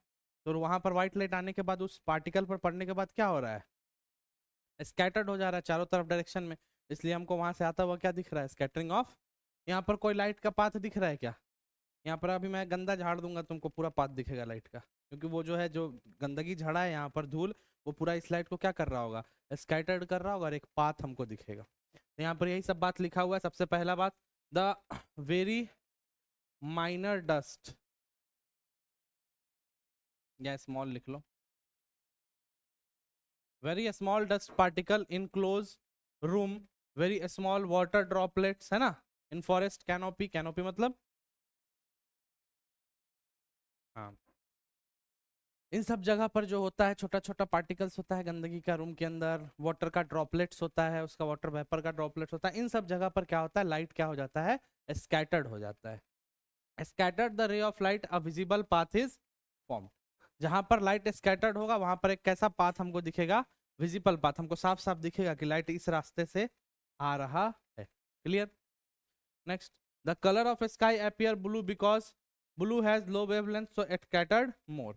यानी यहां से अपने को एक बात क्या पता चला कि जिसका वेवलेंथ कम होगा उसका स्कैटरिंग, यानी हम बोल सकते हैं wavelength is inversely proportional to scattering. Yes और नो? तो अगर पूछा जाए लेस स्कैटर्ड, सबसे कम स्कैटर्ड किस लाइट का होगा, रेड लाइट का, यानी सबसे कम एब्जॉर्ब कौन सा लाइट होगा, रेड लाइट होगा। यस और नो? यस और नो? इसीलिए रेड लाइट का इस्तेमाल कहाँ होता है, डेंजर सिग्नल में, ट्रैफिक सिग्नल में, ट्रेन सिग्नल में होता है ना रेड लाइट का इस्तेमाल ज्यादा। क्यों? क्योंकि वो स्कैटर्ड जो होता है बाकी के रिस्पेक्ट में कम होता है, यानी हमको दूर से ही दिख जाएगा। यस और नो? इसी वजह से कलर ऑफ स्काई ब्लू इसलिए दिखता है क्योंकि ब्लू कलर का स्कैटरिंग क्या होता है, बहुत ज्यादा होता है। यस और नो? जिसकी वजह से जो हमारे पास पहुंचता है कौन सा कलर पहुंचता है, ब्लू कलर पहुंचता है। The danger signal is red colour, क्योंकि उसका लेमडा कैसा होता है, रेड का मैक्सिमम होता है। सब बात तुम लोग पढ़े हो यार। Scattering of red colour is minimum. Dispersion angle किसका होता है सबसे ज्यादा, वायलेट का और फिर रेड का, पीछे ही बता दिए हैं। The red colour of sun during sunrise and sunset, क्यों होता है ऐसा, लाल कलर क्यों दिखता है सूरज के समय? एक्चुअली रेड नहीं होता है वो, ऑरेंजिश रेड होता है। यस और नो? क्यों ऑरेंजिश रेड दिखता है, क्योंकि नीचे देखो VIBGYO और R, यहाँ पर ऑरेंज और रेड दोनों है और बहुत ज्यादा यहाँ पर डिफरेंसेस नहीं होता है वेवलेंथ का, इसलिए जो आपका कलर दिखता है सनसेट के समय और सनराइज के समय कैसा दिखता है, रेड कलर या ऑरेंजिश रेड कलर दिखता है। Reason is what, scattering of सूरज का, सॉरी सूरज का लाल दिखना, स्कैटरिंग ऑफ लाइट। आसमान का नीला दिखना, स्कैटरिंग ऑफ लाइट। डेंजर में रेड का यूज करना, scattering of light. White colour of cloud का दिखना, स्कैटरिंग ऑफ लाइट। यस और नो? क्या बोलते हैं, सूरज के राइज और सनसेट के समय कुछ टाइम गैप भी आ जाता है, 4 मिनट का अप्रोक्स। इसके पीछे का भी रीजन क्या है, स्कैटरिंग ऑफ लाइट। यस और नो? ये सारा कहानी चल रहा होता है, सबका रीजन क्या है, स्कैटरिंग ऑफ लाइट। और स्कैटरिंग ऑफ लाइट पता है क्या होता है, कि जब लाइट किसी पार्टिकल पर पड़ता है जिस पार्टिकल का साइज डायमीटर लगभग लगभग उस लाइट के वेवलेंथ के इक्वल होगा, तो वो लाइट जो होगा क्या हो जाएगा, स्कैटर्ड हो जाएगा। हम आइए, हेडिंग कुछ और है, मटेरियल कुछ और है। मटेरियल यहाँ पे इसका नाम होगा ऑप्टिकल इंस्ट्रूमेंट। ऑप्टिकल इंस्ट्रू क्या है ऑप्टिकल इंस्ट्रूमेंट में क्या क्या पढ़ना है आपको, तो सबसे पहले पढ़ना है, बहुत कुछ नहीं पढ़ना है, सिर्फ बस नाम जानेंगे, उसका मैग्नीफाइंग पावर जानेंगे और उसका काम जानेंगे। इससे डिटेल में जानने का आपको कोई ज़रूरत नहीं है। यस और नो? तो सबसे पहले आपको पढ़ना है माइक्रोस्कोप का दो पार्ट, एक सिंपल माइक्रोस्कोप, दूसरा कम। फिर टेलीस्कोप का दो पार्ट पढ़ना है, एस्ट्रोनॉमिकल टेलीस्कोप, टेरेस्ट्रियल टेलीस्कोप। ठीक है, तो सिंपल माइक्रोस्कोप क्या होता है, तो किसके किसके स्टोमन बॉक्स में गोल वाला था, ऐसे करके देखते थे। हाँ देखिए, वो क्या दिखता है, साइज बड़ा दिखता है, पहले आता था ना, दिखता है कि नहीं, वो सिंपल माइक्रोस्कोप क्या है, क्या होता है, देखो भाई तुम लोग को पता होगा, ये कौन सा लेंस है, बोलो जल्दी। यहाँ पर क्या होता है, ऑप्टिकल सेंटर, यहाँ पर मान लो, यहाँ पर हमने रख दिया ऑब्जेक्ट को, तो यहाँ से क्या होता है, रे ऑफ लाइट ऐसे आया, ऐसा रिफ्लेक्ट हो गया, यस और नो। दूसरा ऐसे जाता है और यहाँ पर कहीं हम ऐसा सोचते हैं ना, ऐसे पीछे यहाँ पर क्या बनता है, तो इमेज का साइज छोटा था, और इमेज कैसा, सॉरी ऑब्जेक्ट का इमेज कैसा बना, बड़ा बना। तो माइक्रोस्कोप का काम क्या होता है, ऑब्जेक्ट को बड़ा करके दिखाना कि छोटा करके दिखाना, बड़ा करके दिखाना, यस और नो। ये तो बड़ा हो ही गया ना। तो एक कॉन्वेक्स लेंस को ही जनरली क्या बोल दिया जाता है, सिंपल माइक्रोस्कोप। ये ज्यादा से ज्यादा कितना गुना बड़ा किया, देखो 3 गुना, 4 गुना, 5 गुना, 10 गुना मान लो मैक्स टू मैक्स, इससे ज्यादा मैग्नीफाइंग नहीं कर सकता था सिंपल माइक्रोस्कोप। तब हमको किसका जरूरत पड़ा, कंपाउंड माइक्रोस्कोप का। तो पहले पढ़ते हैं थोड़ा। A simple microscope consist a convex lens having short focal length, जिसका फोकल लेंथ छोटा हो और वो क्या हो, कॉन्वेक्स लेंस हो। It is use to see the detail of very small object, बहुत छोटे ऑब्जेक्ट का डिटेल देखना है तो हम यूज कर सकते हैं। A magnifying power of simple microscope is given by m least distance of distinct vision। कितना होता है least distance of distinct vision, for a compound microscope magnifying power is equal to mo into me। अब mo क्या है और me क्या है, तो थोड़ा सा झलक दे देते हैं हम तुमको। हाँ, कंपाउंड में क्या, सॉरी कंपाउंड माइक्रोस्कोप में क्या होता है, दो कॉन्वेक्स लेंस का यूज करते हैं।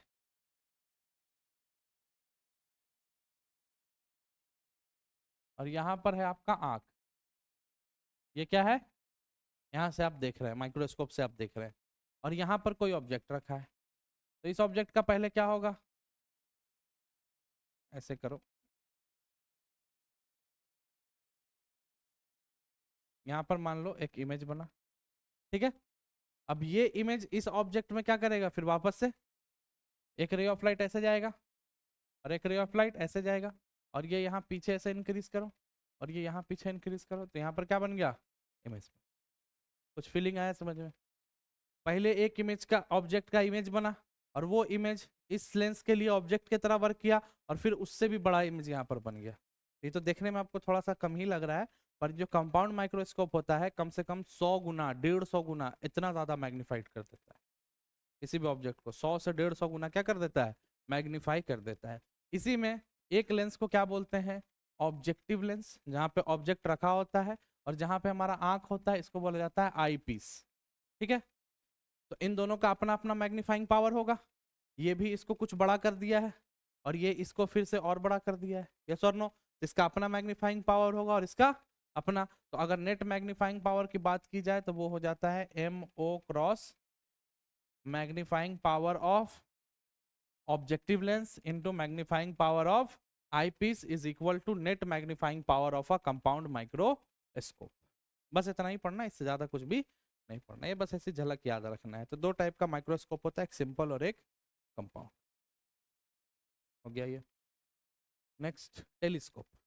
टेलीस्कोप क्या होता है, किसी दूर के ऑब्जेक्ट को देखना है तो वहां पर किसका इस्तेमाल होता है।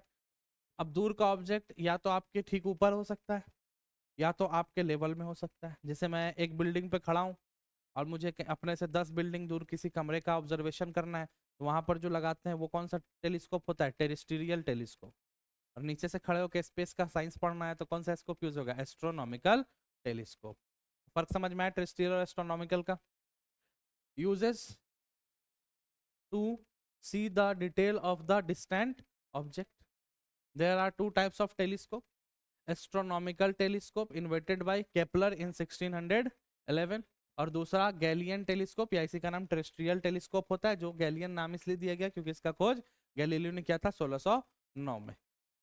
In an astronomical telescope, the objective lens is a convex lens having large focal length, but eyepiece is a convex lens having short focal length. होता क्या है, जो चीज माइक्रोस्कोप में उल्टा था, माइक्रोस्कोप में ऑब्जेक्टिव लेंस छोटा था और आई पीस बड़ा था, और यहाँ पर क्या हो जाता है कि आई पीस छोटा और ऑब्जेक्टिव लेंस बड़ा, ताकि जितना बड़ा होगा उतना रे ऑफ लाइट को कैप्चर करेगा, और जितना छोटा होगा सबको एक पॉइंट पर ला करके क्या कर देगा? कन्वर्ज कर देगा। इसलिए ऐसा होता है। गैलीलियन टेलीस्कोप भी ऐसा है, नॉर्मल सा बात है। मैग्नीफाइंग पावर टेलीस्कोप का कितना होता है याद रखना है? एफ ओ अपॉन में एफ ई। एफ ओ क्या है? फोकल लेंथ ऑफ ऑब्जेक्टिव, और एफ ई क्या है? Focal length of eyepiece. इन दोनों के रेशियो से किसका मैग्नीफाइंग पावर निकल जाएगा? टेलीस्कोप का मैग्नीफाइंग पावर निकल जाएगा। और यहाँ पर माइक्रोस्कोप में एक चीज और याद कर लो, यहाँ पर माइक्रोस्कोप का पावर जो होता है, मैग्नीफाइंग पावर 1+d/f। डी क्या है? डिस्टेंस ऑफ डिस्टिंक्ट विजन, और एफ क्या है? Focal length. और यहाँ पर मैग्नीफाइंग पावर कैसे निकलता है? एफ ओ अपॉन में एफ ई। क्लियर हो गया? नेक्स्ट, लेंथ ऑफ टेलीस्कोप कैसे पता चलेगा? लेंथ का मतलब, हाँ दोनों में तो आंखी से देखोगे ना कि पैर से देखोगे? आई पीस का मतलब जहाँ पे आंख रख करके देखना है, जहाँ पर आंख रखोगे वहां पर लेंस होगा। फर्क कितना होता है कि टेलीस्कोप में आई पीस छोटा होता है और माइक्रोस्कोप में आई पीस बड़ा।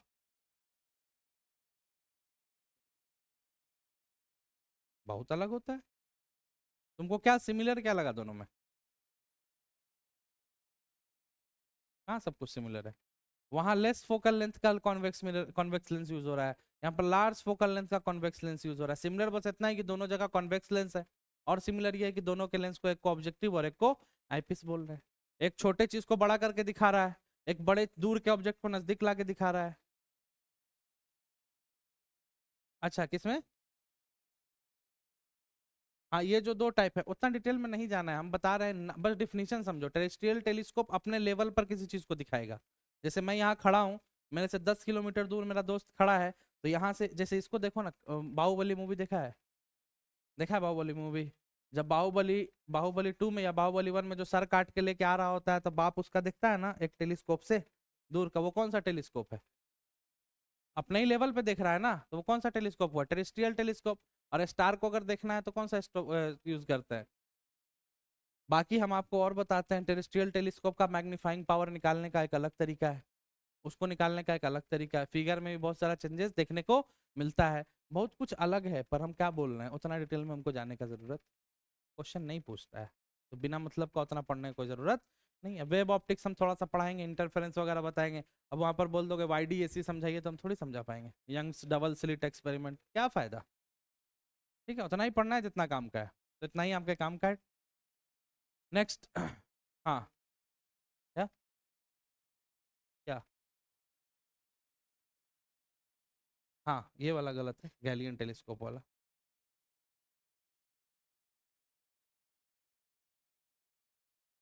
तो लेंथ ऑफ एस्ट्रोनॉमिकल टेलीस्कोप का पता कैसे चलता है, यानी कितना लंबा है? तो कैसे पता चलेगा? दोनों लेंस के बीच के फोकल लेंथ को नाप लीजिए। ऑब्जेक्टिव लेंस का एक अपना फोकल लेंथ होगा, दूसरा आईपीस का एक फोकल लेंथ होगा, और दोनों को अगर हम जोड़ दें तो हमको पूरा लेंथ किसका मिल जाएगा? एस्ट्रोनॉमिकल टेलीस्कोप का टोटल लेंथ पता चल जाएगा। एक और आपका एस्ट्रोनॉमिकल सॉरी ऑप्टिकल इंस्ट्रूमेंट होता है, क्या नाम है उसका? पेरिस्कोप। क्या होता है भाई? Two plane mirror inclined at the principle of working of periscope based on the reflection and refraction. क्या होता है देखो भाई, सबमरीन वगैरह में इसका यूज करते हैं। यहां से हमको देखना है और ऑब्जेक्ट वहां है, कैसे देखेंगे? ऐसी एक बनाएंगे देखने के लिए। अब ऐसा तो नहीं है कि सिर्फ ऐसे एक तो पाइप लेके बैठ गए तो हमको बाहर का चीज दिख जाएगा, दिखेगा क्या? तो क्या करेंगे एक प्लेन मिरर यहाँ लगाते हैं और एक यहाँ से रे ऑफ लाइट आएगा, यहाँ आएगा और फिर कहाँ जाएगा हमारे। अब कोनो मंदिर में हो, हमको उसका कॉन्सेप्ट नहीं पता है, तो अगर लगा है तो वहां पर क्या हो रहा होगा, यही हो रहा होगा, पेरिस्कोप का यूज हो रहा होगा, लाइट रे आ रहा होगा। वहां पे कुछ है क्या ऐसे देखने का? गया है कोई राम मंदिर? गए हो?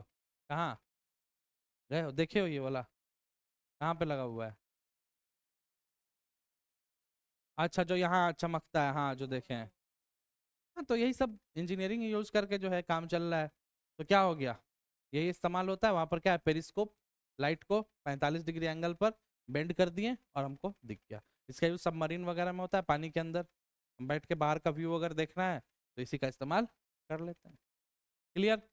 पेरिस्कोप से भी एक बार क्वेश्चन पूछा था कि पेरिस्कोप में कितना मिरर यूज किया जाता है, 2, 3, 4, 5 ऐसा ऑप्शन था। और एक साल पूछा था कि कौन सा मिरर यूज करते हैं, कॉनकेव, कॉन्वेक्स, प्लेन, किस टाइप का। तो जवाब होगा प्लेन मिरर। किस एंगल पे? तो 45 डिग्री पर। क्लियर हो गया बात? यस और नो? हाँ हाँ ठीक है, पढ़ लेना कैलिडोस्कोप। हाँ, न्यूटोनियन भी होता है, वैसा बहुत सारा है, सब पढ़ाए हैं हम तुमको, सब थोड़ी पढ़ना है यहाँ पर। डिस्पर्शन ऑफ लाइट, वो जो बात अभी हम पीछे किए थे वो सब यहाँ पर लिखा हुआ है। हाँ, ये आपको पढ़ना है, ये बहुत जरूरी है। When light they can be smaller वगैरह वगैरह। हाँ, इसका नाम पढ़िए, क्या है? स्पेक्ट्रोस्कोप या स्पेक्ट्रो, ये क्या है भाई? तो नाम पता है? स्पेक्ट्रम क्या होता है? भाई जो 7 कलर का पट्टी बनता है उसको क्या बोलते हैं? स्पेक्ट्रम बोलते हैं ना। उसी के स्टडी को करने के लिए जिस इंस्ट्रूमेंट का यूज होता है उसको क्या बोलते हैं? स्पेक्ट्रोस्कोप या स्पेक्ट्रोमीटर। बस, और कुछ नहीं याद रखना है। नेक्स्ट, यहाँ से एनडीए क्वेश्चन पूछता है और यहाँ से आपको थोड़ा रटने वाला काम करना पड़ेगा कि किस कलर में कौन सा कलर मिलाए तो कौन सा कलर बन जाता है। रेड में ब्लू मिलाएंगे तो क्या बनेगा, सियान में मजेंटा मिला देंगे तो क्या बनेगा, मजेंटा किस किस कलर का कॉम्बिनेशन होता है। तो यहाँ से सीखना है। तो क्या है भाई, colour of any object is the same as is reflected by the object. किसी भी ऑब्जेक्ट का कलर हमको क्या दिखता है, वही कलर दिखता है जो कलर वो हमारे पास क्या कर रहा होता है, रिफ्लेक्ट कर रहा होता है। When white light falls on red rose, जब व्हाइट लाइट कहाँ पड़ता है, लाल गुलाब के ऊपर पड़ता है, हमको वो गुलाब लाल क्यों दिखा? क्योंकि वो जो गुलाब है बाकी लाइट को अपने अंदर एब्जॉर्ब कर लिया और सिर्फ किस लाइट को रिफ्लेक्ट किया, रेड को। इसी वजह से वो हमको कैसा दिखा, रेड। लेकिन अगर एक और कमाल का बात, यहाँ पर हम गुलाब रेड लेकर के आते हैं तो हम सबको कौन सा कलर दिखेगा, रेड। और यहाँ से अगर व्हाइट लाइट ऑफ करके मैं ग्रीन लाइट ऑन कर दूं तो ये गुलाब कौन से कलर का दिखेगा, ब्लैक। कैसा कलर हो जाएगा, ब्लैक। क्यों होगा वो भी समझाएंगे अभी आगे। खैर, it reflects only red colour and absorb all the colour of white light, hence it appears red. यानी किसी भी ऑब्जेक्ट का कलर हमको डिटरमाइन होता है वही कलर से जो वो क्या करता है, हमारे पास रिफ्लेक्ट करके भेजता है। पिगमेंट, पिगमेंट क्या है भाई? तो पिगमेंट डिसाइड करता है कि कौन सा कलर को भेजना है। रेड भेजना है मेरे पास, तो ये डिसीजन फैक्टर कौन लेगा, पिगमेंट लेगा। जैसे अगर कोई पूछ ले क्या क्लोरोफिल पिगमेंट है, तो क्या जवाब होगा तुम्हारा, यस। क्योंकि क्लोरोफिल के वजह से ही पत्ते का कलर कैसा दिखता है। तो वहां पर डिसीजन फैक्टर कौन ले रहा है, पिगमेंट ही ले रहा है ना। तो it imparts colour to the object, a pigment absorb most of the colour of white light and reflect one or more colour. A red rose appears black, देखो यहाँ पे लिखा हुआ है, a red rose appear blacks in green light, a red pigment in rose absorb the green light and reflect nothing। क्या समझ में आया? कि एक लाल कलर का जो गुलाब होता है उसके अंदर जो पिगमेंट होता है वो सारे के सारे ग्रीन लाइट को क्या कर लेता है उसके अंदर। जैसे समझो, नॉर्मली समझो, अगर गुलाब है, चलो ये मेरा गुलाब है अपना, ठीक है, इस गुलाब पे व्हाइट लाइट पड़ रहा है तो ये कैसा कलर का दिख रहा है, रेड कलर का। यानी वो बाकी सारे कलर को क्या कर लिया, एब्जॉर्ब कर लिया, सिर्फ रेड छोड़ा। तो अगर मैं व्हाइट लाइट को ही हटा दूं और सिर्फ उसके ऊपर ग्रीन लाइट डालूं, तो ग्रीन लाइट तो वो ऑलरेडी क्या कर सकता है, एब्जॉर्ब कर सकता है और कुछ रिफ्लेक्ट करेगा क्या। व्हाइट दे रहे थे तो उसके पास ऑप्शन था कि व्हाइट में 7 कलर होता है तो एक रेड को रिफ्लेक्ट। अब रेड दे ही नहीं, सिर्फ ग्रीन दे दें तो क्या दिखेगा, काला ही दिखेगा ना, क्योंकि कुछ रिफ्लेक्ट करने को रहा नहीं। This is because yellow pigment in yellow flower can not absorb red light, hence. यानी जैसा पिगमेंट जिसमें होता है उस हिसाब से वो उसको एब्जॉर्ब करता है और इस हिसाब से उसको रिफ्लेक्ट करता है। यानी कौन सा कलर एब्जॉर्ब होगा और कौन सा कलर रिफ्लेक्ट होगा, इसके पीछे कौन डिसीजिंग फैक्टर लेता है, पिगमेंट होता है। अब कलर का ये सब पढ़े होगे तुम लोग बचपन में, प्राइमरी कलर सेकेंडरी कलर पढ़े हो कि नहीं पढ़े हो, यहीं से क्वेश्चन आता है।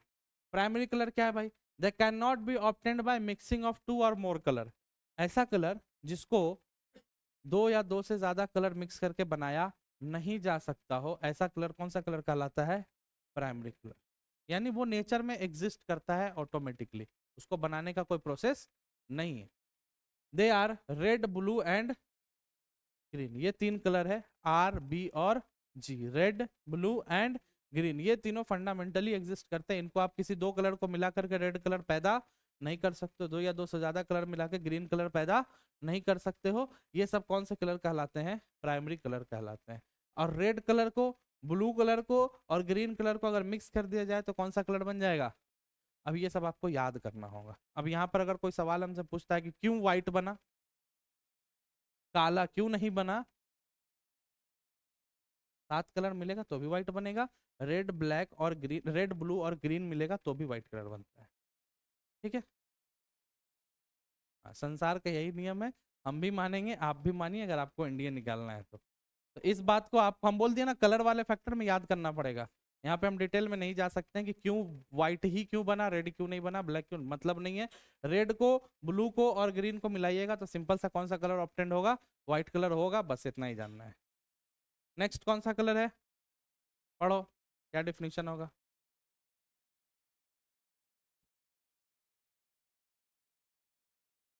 ऑब्वियस सी बात है, दो या दो प्राइमरी कलर को मिला दो, उससे जो बन गया वो कौन सा कलर है, सेकेंडरी। ये याद करना है, बिल्कुल याद करना है। रेड ब्लू मिलाने से कौन सा कलर बना था, रेड और ग्रीन से, ग्रीन और ब्लू से, और रेड ब्लू ग्रीन तीनों मिला दो तो क्लियर हो गया क्या। ये चार तो आपको एकदम दिमाग में फिट हो जाना चाहिए कि किसको मिलाने से क्या बनता है। मजेंटा कलर से आप लोग वाकिफ हैं, कैसा होता है, येलो कलर भी मालूम, सियान कलर कैसा होता है,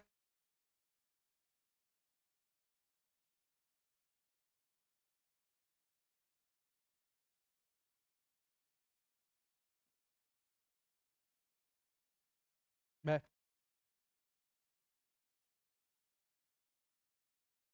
ये कलर, ये कौन सा कलर है, एग्जैक्ट नहीं है पर इसी के लगभग लगभग करीब होता है। इस कलर को कौन सा कलर बोलते हैं, श्यान कलर बोलते हैं, जो किससे किससे मिलकर बनता है, ग्रीन और ब्लू कलर से। तो ये तो आपको डायरेक्ट याद रखना होगा, कुछ भी पूछा जा सकता है, जो कि पूछा भी है। एक्सेलेंट, ये में पूछा है मजेंटा कलर किस किस कलर से मिलके बनता है, तो जवाब होगा रेड और ब्लू। नेक्स्ट, अच्छा, अगला कलर का कॉम्बिनेशन क्या है भाई, कॉम्प्लीमेंट्री कलर। अब कॉम्प्लीमेंट्री कलर क्या होता है, तो any two colour are said to be pair of complementary colour if this colour produces white. कोई भी दो कलर मिलकर के अगर व्हाइट कलर बना दे रहा है तो उसको कौन सा कलर बोलेंगे, कॉम्प्लीमेंट्री कलर। जैसे यहीं पे समझो, मजेंटा में कौन कौन सा कलर है, और रेड ब्लू और ग्रीन मिलकर के क्या बनाता है। तो अगर हम सीधे बोल दे मजेंटा प्लस ग्रीन कौन सा कलर दे देगा, देगा कि नहीं देगा। मजेंटा किसका किसका मिश्रण है, रेड और ब्लू का, तो और व्हाइट रेड ब्लू और ग्रीन का, तो रेड ब्लू तो अकेले मजेंटा दे देगा, ये सर नो। और उसमें अगर ग्रीन मिला दे तो क्या बन जाएगा।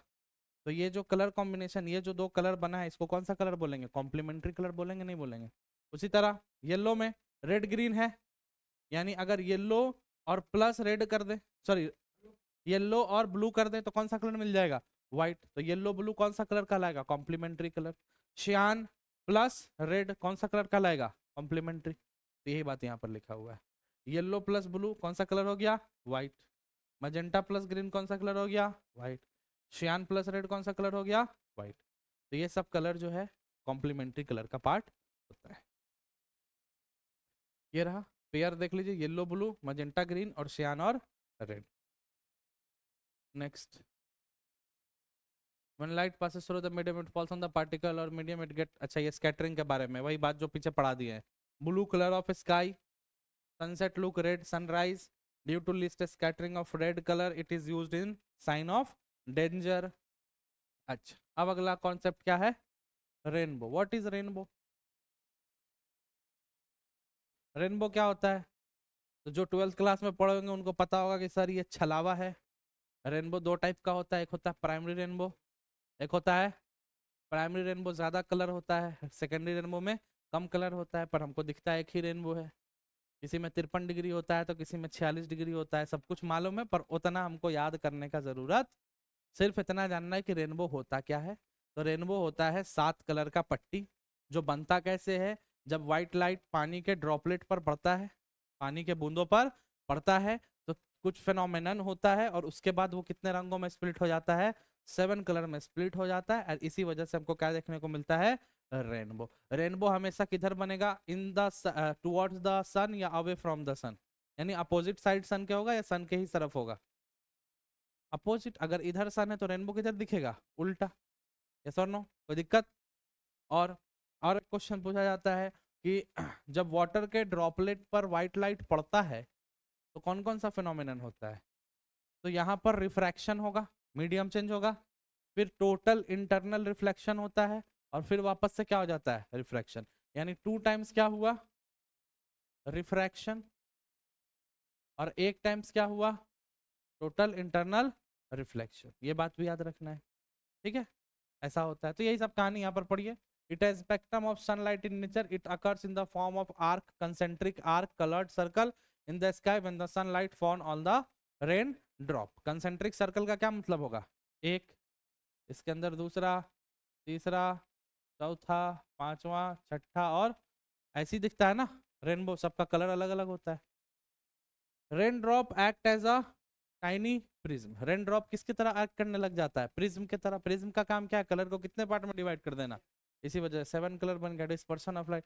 The essential condition observing a rainbow is that observe must stand with the towards the back towards the sun. Rainbow is form due to the total internal reflection and refraction. यही दो चीज है, एक टोटल इंटरनल रिफ्लेक्शन हो रहा है और 2 बार क्या हो रहा है, रिफ्रैक्शन हो रहा है। क्लियर हो गया, इस वजह से रेनबो बनता है। Next, sorry, wave optics. Ray optics का चैप्टर खत्म हो गया। अच्छा, रे ऑप्टिक्स में वेव पे आने से पहले हम आपको कल कुछ वर्क दिए थे, कुछ वर्क दिए थे पिछले क्लास में। आई के बारे में पढ़ाना था, पढ़ाओ मुझे,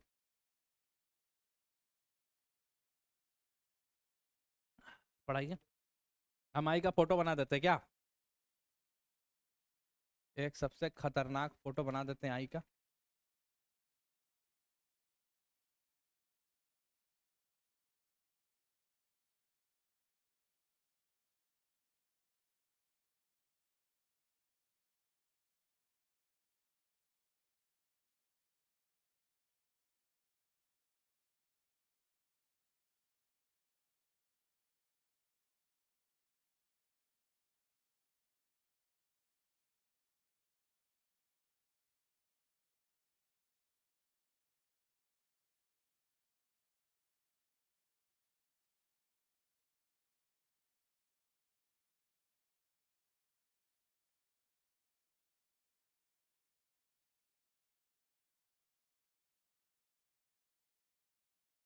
चल भाई, यही आई है, खतरनाक सा आई, तो ज्यादा ही खतरनाक हो गया, कोई बात नहीं, समझना है।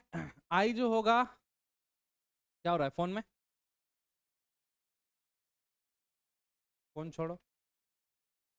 आई 3 लेयर से मिलके बना हुआ है, ठीक है। सबसे आउटर लेयर का नाम बताओ, मैं नहीं पढ़ाऊंगा, बस पूछूंगा, जवाब तुम्हारा आएगा।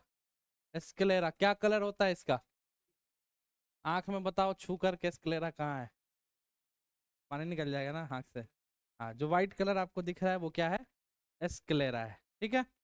नेक्स्ट, दूसरा लेयर का क्या नाम होता है, choroid, very good. Next, spelling गड़बड़ हो गया, भावना समझ लेते हैं। तीसरा वाला क्या कहलाता है, रेटिना। रेटिना के पास 2 टाइप का सेल्स होता है, सेंसिटिव सेल्स, कौन कौन, एक होता है रॉड्स, दूसरा होता है, रॉड्स किसके लिए कार्य करता है और कौन किसके लिए काम करता है, मतलब क्या है, कौन किसके पार्टिसिपेशन करता है, हम्म, और कौन नहीं पता है क्या, रॉड कौन नहीं पता है, तो समझो रॉड रॉड और कॉन्स जो होता है वो सेंसिटिव टिश्यू या सेल होता है किसके पास, रेटिना के पास। नहीं नहीं, वो तो बात हो रहा है प्यूपिल का, उसका बात नहीं है, अभी उस पे हम आ रहे हैं। रेटिना के पास दो चीज होता है, एक होता है रॉड और एक होता है, तो रॉड जो होता है वो डिसाइड करता है, CLOUR, मैं ऐसी कलर लिखता हूँ, किसी कोई परेशानी हो तो कोई बात नहीं। कलर, किस पे, कलर, यानी किसी भी ऑब्जेक्ट का कौन सा कलर दिखेगा या डिसाइड कौन करेगा, रॉड्स। और कौन का काम क्या होता है, सेंसिटिविटी या इंटेंसिटी, सेंसिटिविटी या इंटेंसिटी ऑफ लाइट, लाइट की इंटेंसिटी को कंट्रोल करने का काम किसका है, कौनस का। और कलर कौन सा अपीयर होगा, कौन सा कलर हमको नहीं दिखेगा, कौन सा कलर अच्छे से दिखेगा, वो डिपेंड किस पे करता है, रॉड्स के ऊपर। अब रॉड और कौनस जो होता है ये जुड़ा होता है किससे, ऑप्टिकल नर्व से। किससे जुड़ा होता है, अब जैसे ही लाइट सिग्नल पड़ता है तो ये क्या करता है, रॉड और कॉन्स उस लाइट सिग्नल को किस में कन्वर्ट करता है, इलेक्ट्रिकल सिग्नल में। किसमें, लाइट ही देखेगा ना हमको, तो लाइट सिग्नल जैसे ही पड़ा रेटिना के ऊपर तो वहां पर रॉड और कॉन्स उसको इलेक्ट्रिकल सिग्नल में कन्वर्ट करता है, and with the help of optical nerve उस सिग्नल को कहाँ भेज देगा, ब्रेन में। अब ब्रेन में भेजने का रीजन क्या है, क्योंकि रेटिना पर जो इमेज बनता है वो ऑलवेज कैसा होता है, रियल और इनवर्टेड। यानी अगर मैं तुमको देख रहा हूं तो तुम्हारा सर नीचे पैर ऊपर मुझे दिखना चाहिए था, लेकिन ये इतना फास्ट वर्क करता है, तुरंत सिग्नल भेजता है और तुरंत ब्रेन के पास ये एबिलिटी होता है कि उल्टे चीज को कैसा करके दिखाए, सीधा करके दिखाए, वर्चुअल करके दिखा देता है। तो ये जो प्रोसेस होता है बहुत फास्ट होता है, इसलिए हमको कोई चीज उल्टा नहीं दिखता है। यही चीज अगर रॉड कॉन्स का बात किया जाए, अगर मैं तुमसे पूछूं आउल के पास, आउल यानी उल्लू, उल्लू के पास रॉड्स ज्यादा होगा या कॉन्स ज्यादा होगा, रीजन क्या है कि इंटेंसिटी ऑफ लाइट, उल्लू को अंधेरा में भी दिख जाता है, यस और नो, पर उजाला में नहीं दिखता है, यस और नो। तो ज्यादा इंटेंसिटी कहाँ पर है, अंधेरा में ही है ना, अंधेरा में आपको पुपिल को क्या करना पड़ेगा, बड़ा करना पड़ेगा। अगर कबूतर का बात करें तो कबूतर की इंटेंसिटी आउल के रिस्पेक्ट में क्या होगी, कम होगी। तो कबूतर 5 बजते 6 बजते कहाँ चला जाता है, हमारे रिस्पेक्ट में, और आउल के रिस्पेक्ट में किसका ज्यादा होगा। यही कहानी है, उतना डीप में नहीं जाना है। तो रेटिना में दो पार्ट होता है, दो सेल्स होते हैं, एक रॉड और एक कॉन्स, एक इंटेंसिटी डिसाइड करता है और एक एक इंटेंसिटी और एक कलर डिसाइड करता है। अच्छा, रेटिना का बात हो गया, स्केलेरा हो गया, कोरॉइड हो गया, इसको क्या बोलते हैं, लेंस। कौन सा लेंस होता है ये, कॉन्वेक्स होता है, ओके। ये जो यहाँ से आपको ऐसा ऐसा दिख रहा है इसको क्या बोलते हैं, बोलो, सिलियरी मसल। ये क्या करता है, सिलियरी मसल्स लेंस को ग्रैब करके रखता है। लेंस के अंदर, लेंस के पास यहाँ पर, या इसको पहले समझो, इसको क्या बोलते हैं, इसको, ये जो उभरा हुआ पार्ट है इसका नाम क्या होता है, और उभरा हुआ पार्ट कहाँ है, जो तुम्हारा व्हाइट पार्ट के बीच में देख रहे हो जो हल्का सा काला कलर का, असल में इसका कोई कलर होता नहीं, काला दिख रहा है अंदर की वजह से, ये जो ऊपर में है काला कलर का उठा सा पार्ट, इसको क्या बोलते हैं, कॉर्निया। लाइट कहाँ से इंटर होता है, कॉर्निया से, ठीक है। अब जब आंख में किसी के गौर से देखो, कभी मौका मिला है आंखों में आंखें डालने का, नहीं मिला है ना, तो कभी डाल के देखना, तो तुमको आंख के अंदर में एक और काला सा स्पॉट दिखेगा, छोटा सा, वो क्या कहलाता है, प्यूपिल। क्या कहलाता है, प्यूपिल। प्यूपिल का काम क्या है भाई, कॉन्ट्रैक्ट होना और स्प्रेड होना। कब कॉन्ट्रैक्ट होता है, जब इंटेंसिटी ऑफ लाइट क्या हो जाए, ज्यादा। जैसे अभी मान लो तुम सोए हुए हो रूम में, है ना, आंख तुम्हारा अंधेरा है, रूम अंधेरा है, सडनली लाइट आ जाए तो आंख कैसा हो जाता है, ऐसे ऐसे हो जाता है ना, क्यों, क्योंकि है, हाँ झिलमिला जाता है। तो तो आंख झिलमिला जाता है ना, क्यों, क्योंकि आपको जो सिलियरी प्यूपिल है उसको बड़ा होने में थोड़ा टाइम लगेगा ना, क्योंकि ज्यादा लाइट को ग्रैब करना है। दूसरा, अगर बहुत ज्यादा लाइट है और सडनली लाइट कट जाए, भक्त से पूरा क्या हो जाता है, अंधेरा, आंख एकदम ऐसे बड़ा हो जाता है। फिर धीरे धीरे धीरे धीरे थोड़ा देर के बाद देखते होगे कि कुछ चीजें आपको दिखने लगता है। जैसे ये एक्सपीरियंस तुमको ज्यादातर बाथरूम में होगा, बाथरूम में बैठे हो, सडनली लाइट कट गया, कुछ नहीं दिखेगा, कुछ भी, बड़ा होने लगता है, बड़ा। अंधेरा में पिपिल बड़ा होता है कि जो भी दूर से कहीं कोई लाइट है तो उसको हम अंदर ले ले। क्लियर? ठीक है, कभी फील हुआ है बाथरूम में ऐसा? हमको हुआ है। ऑब्वियस सी बात है, लाइट कट जाता है तो पूरा अंधेरा हो जाता है, और थोड़ी देर के बाद तुमको फिर दिखेगा किधर है, अच्छा यहाँ नल है, अब इसको चालू करना है, तो थोड़ा देर के बाद दिखता है, सडनली नहीं दिखता है। ठीक है, हो गया कॉमेडी। चल, मनदीप को कुछ याद आ गया होगा अपना। चलिए, तो यही सब बात है। अब अगर हम पूछें, आइरिस यहाँ पर है जो सिलियरी मसल्स को ग्रैब करके रखता है, ये वाला पार्ट, और आइरिस जो होता है वो कंट्रोल करता है प्यूपिल के कॉन्ट्रैक्शन को और रिलैक्स को। कब रिलैक्स होगा, कब कॉन्ट्रैक्ट होगा, इसको कंट्रोल करने का काम किसका है? आइरिस का। फिगर इतना गंदा है कि हम पूरा चीज बता नहीं सकते। अब इस बीच में कौन सा लिक्विड भरा होता है, इसके बीच में यहाँ पर, और इस पूरे पार्ट में कौन सा लिक्विड भरा होता है? यहाँ पर कौन सा होता है? एक्वस ह्यूमर होता है, और यहाँ पर विट्रस ह्यूमर होता है। ठीक है, यहाँ पर ये विट्रस ह्यूमर का फंक्शन क्या है कि आपके आंख को पिचकने से बचाता है। आंख जो है, अगर क्या है ये नॉर्मली, इसको थोड़ा सा अगर दबा दो तो क्या हो जाएगा, बह जाएगा ना। तो पिचकने से बचने के लिए यहाँ पर एक एक्वस विट्रस ह्यूमर होता है, और यहाँ पर एक्वस ह्यूमर होता है। दोनों का रिफ्रैक्टिव इंडेक्स सेम होता है या अलग अलग होता है? हाँ, सेम रिफ्रैक्टिव इंडेक्स होता है, जो इसका होता है वही इसका होता है। कितना होता है? 1.33 से 1.36 के अप्रॉक्स दोनों का रिफ्रैक्टिव इंडेक्स होता है। क्लियर हो गया है सब बात? अब इसी में परेशानी आता है, क्या हो जाता है, आंख खराब हो जाता है। तीन तरह से पढ़े, कौन कौन सा? मायोपिया, बायोपिया और मायोपिया, हाइपरमेट्रोपिया और प्रेस बायोपिया। ठीक है, और एक एस्टैग्मेटिज्म पढ़े। एक और बीमारी होता है, कैटरैक्ट उसका नाम है। ये क्या होता है? हाँ, मोतियाबिंद हो जाता है, कैटरैक्ट। उसका उपचार कैसे करते हैं? कौन से लेंस से? उसका उपचार का एक ही तरीका, सर्जरी। कोई लेंस वेंस लगा के मोतियाबिंद ठीक नहीं होता है, उसका उपाय क्या है? सर्जरी ही करवाना पड़ता है। ठीक है, या लेंस चेंज कर देना पड़ता है। आंख के अंदर जो आपका लेंस है उसको निकाल दो, और वहां पर एक दूसरा लेंस लगा दिया जाता है सर्जरी के थ्रू। क्लियर है? आंख के बारे में यही पढ़ने बोले थे, सबको याद है ये सब बात? नेक्स्ट है अपना वेव ऑप्टिक्स। तो सबसे पहला बात क्या है? Light is a transverse wave lying under electromagnetic wave spectrum. Light कौन सा वेव है भाई? Electromagnetic wave. अब थोड़ा हम बात कर ले, इलेक्ट्रोमैग्नेटिक वेव क्या होता है।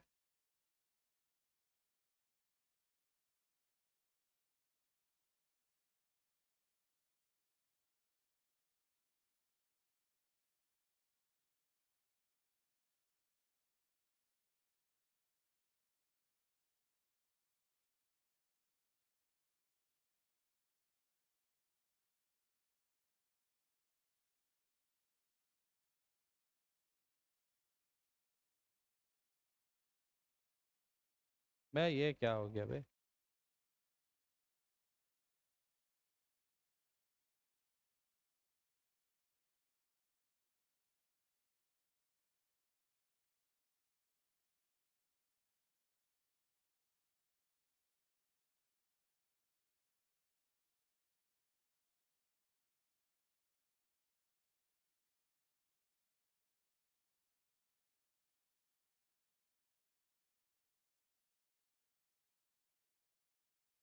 क्या दिख रहा है?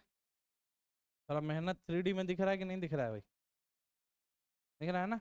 एक वेव ऐसे चल रहा है और एक वेव ऐसे चल रहा है, यानी एक आपका प्लेन में है और एक आपका ऊपर है।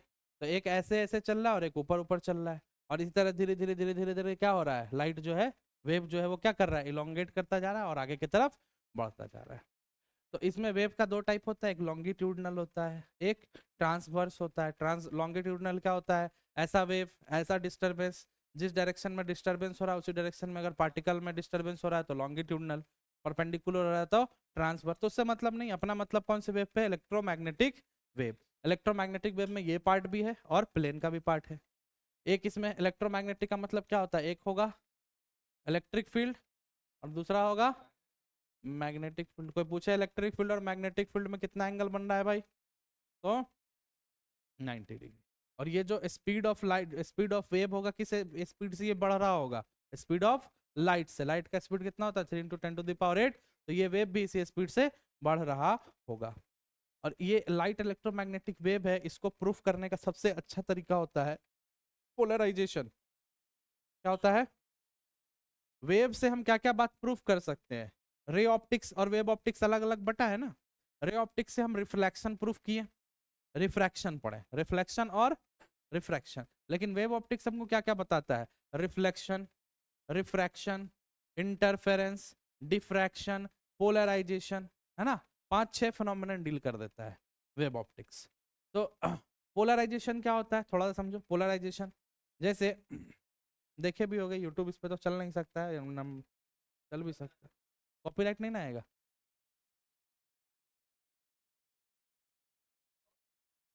तो फिर अपलोड होगा ना। छोड़ो, कॉपीराइट का टेंशन होगा, हम बताते हैं। दो शीट लो, उसका एक अलग सा शीट आता है। दोनों शीट को अगर एक एक एक्सिस पे ऐसे रख के दिखेंगे तो आर पर हमको आसानी से दिख जाता है, ठीक है। कहने का मतलब है ऐसे देखो, एक ये शीट है और एक ट्रांसपेरेंट शीट, समझते हो ना। ट्रांसपेरेंट पेपर, इसमें देखो उसमें होगा स्पाइरल में पहले पेज एक ट्रांसपेरेंट पेपर लगा होता है लगा हुआ। हाँ वो, पर वो आपका पोलराइज नहीं है। वो पोलराइज नहीं है। पोलराइज होने का मतलब क्या होगा? उस शीट को इस तरह से देखो इधर, उस शीट को इस तरह से बनाया जाएगा कि वो शीट एक प्लेन वाले चीज को कंडक्ट कर सकता है और एक इसको, यानी उस शीट में जो दो शीट है, एक इस टाइप के वेव को जाने देगा और एक प्लेन वाले वेव को जाने देगा, ठीक है। अब हम क्या करें, इन दोनों शीट का ओरिएंटेशन ऐसा ही है, इसको उठा के यहां रख दे। तो ये तो ऑलरेडी किसको कर रहा है? कंडक्ट प्लेन वाले को। और ये तो दोनों मिलके साफ साफ हमको दिखेगा, यानी लाइट आसानी से आर पार हो जाएगा। लेकिन इसके ऊपर इसका ओरिएंटेशन पलट दे, ये ऐसे है और इसको ऐसे घुमा के रख दे, तो आर पार दिखना पॉसिबल है क्या? दिखेगा क्या? ऐसे नहीं है तो रुको हम ऐसे समझाते हैं, वीडियो चला ही देते हैं, रुको। हम्म।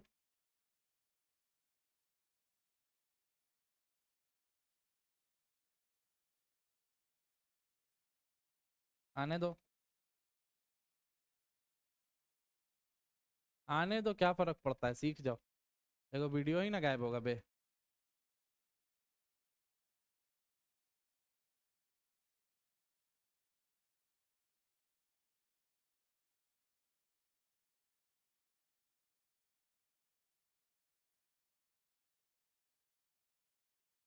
ठीक है तो सर्च करो ना।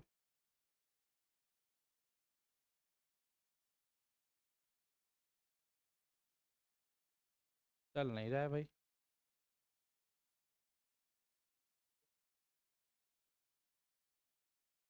सपोर्टिव ही नहीं है ना। कोई बात नहीं, हम इसको कैंसिल कर देंगे, वापस से आएंगे यहाँ। यहाँ से तो चलेगा ना।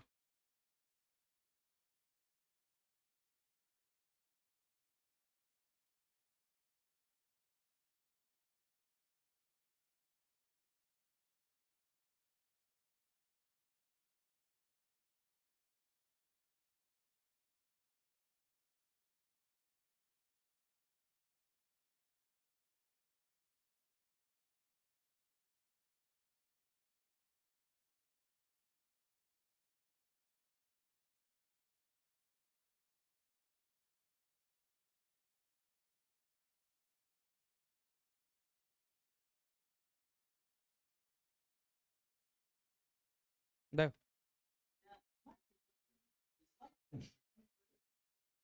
एक ऐसा वेब बनता है, एक सीधा वेब जाता है लॉन्गिट्यूडनल और एक ट्रांसवर्स। देखो, अब एक लकड़ी लाया,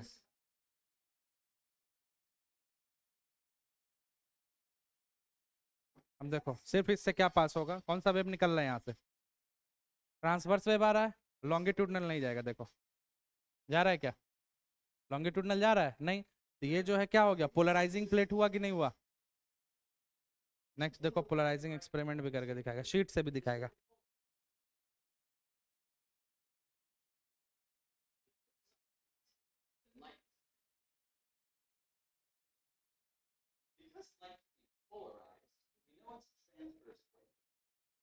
देखो बहुत मजा आ रहा है ना, पढ़ने का समझ नहीं आ रहा है।